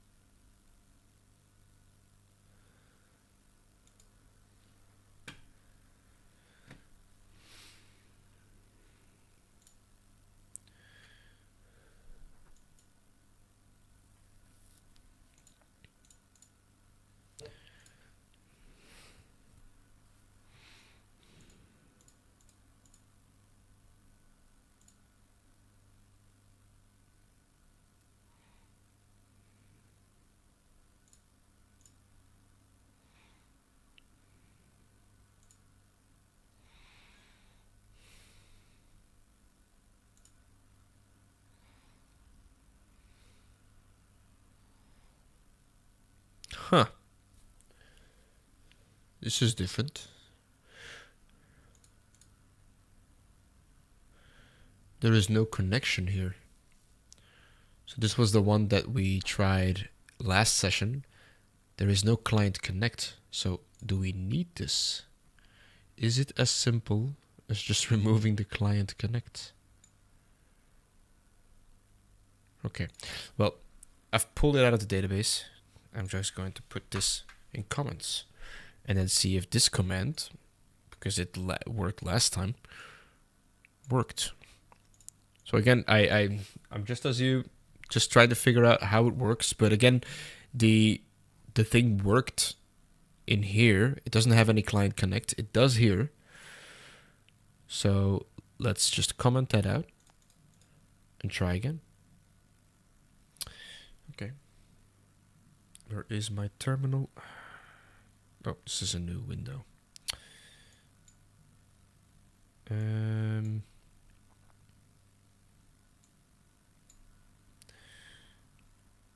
I have one open. Terminal in here. Node mom API .js. No issues for now. Call. God damn it. Successfully connected to Mongo Atlas. Does that mean it will get all the rest though? That's something else. Maybe do a client close.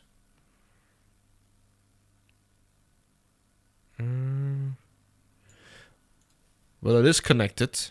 So this client. So that means it's the client and then this connection. Ah, okay. It's just different.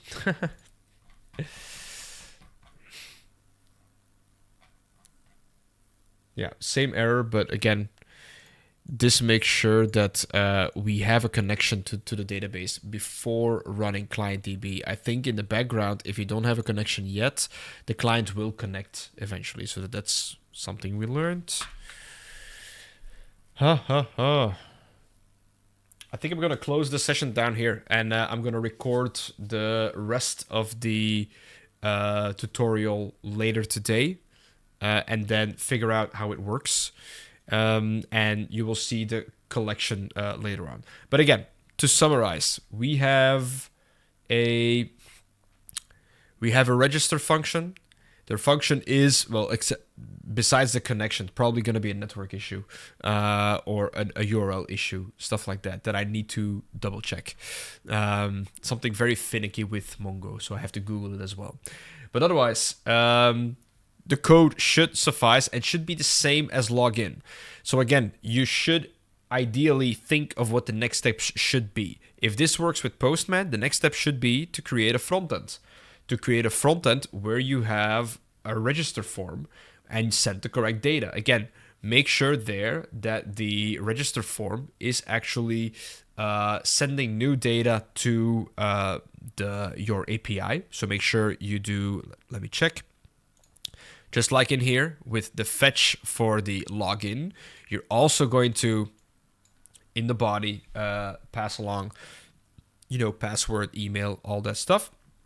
And that's something you should test out. But again, if you certify that your backend works, building a front end on top of it should not be that hard because you've been doing that again since development 2. It's just the same fetches, only it's using your routes for now. So for those interested, I'm going to stay a bit online and figure this out. If I figure it out perfect and I have it on camera. If not, I will re-record myself in the afternoon. And I will keep you posted through email. Bert is also going to take a look at it. Good luck.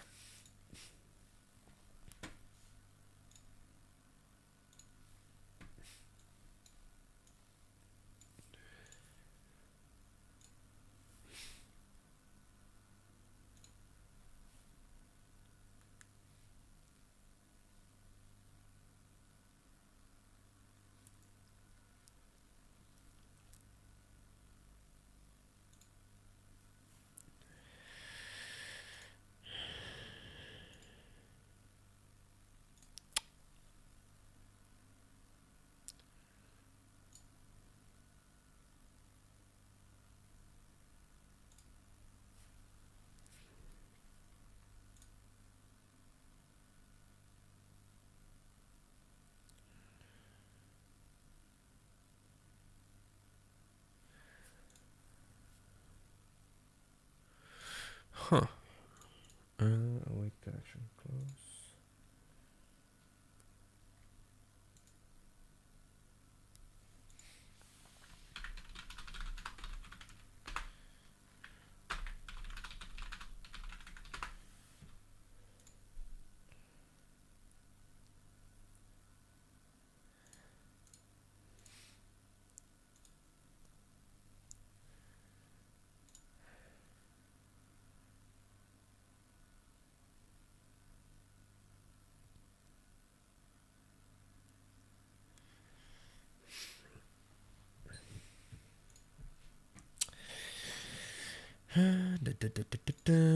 Waar zit het?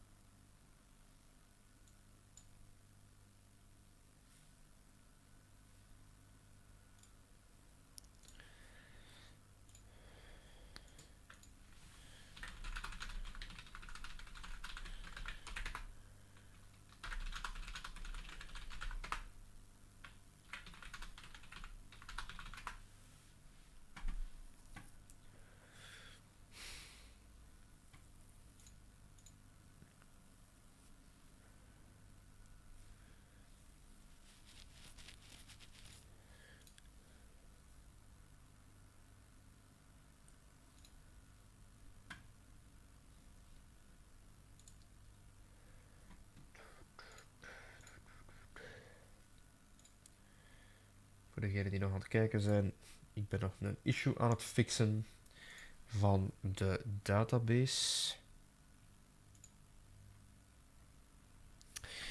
De database eerst closen. Dat is misschien logischer. Await connection close. Ik eens zien wat dat geeft.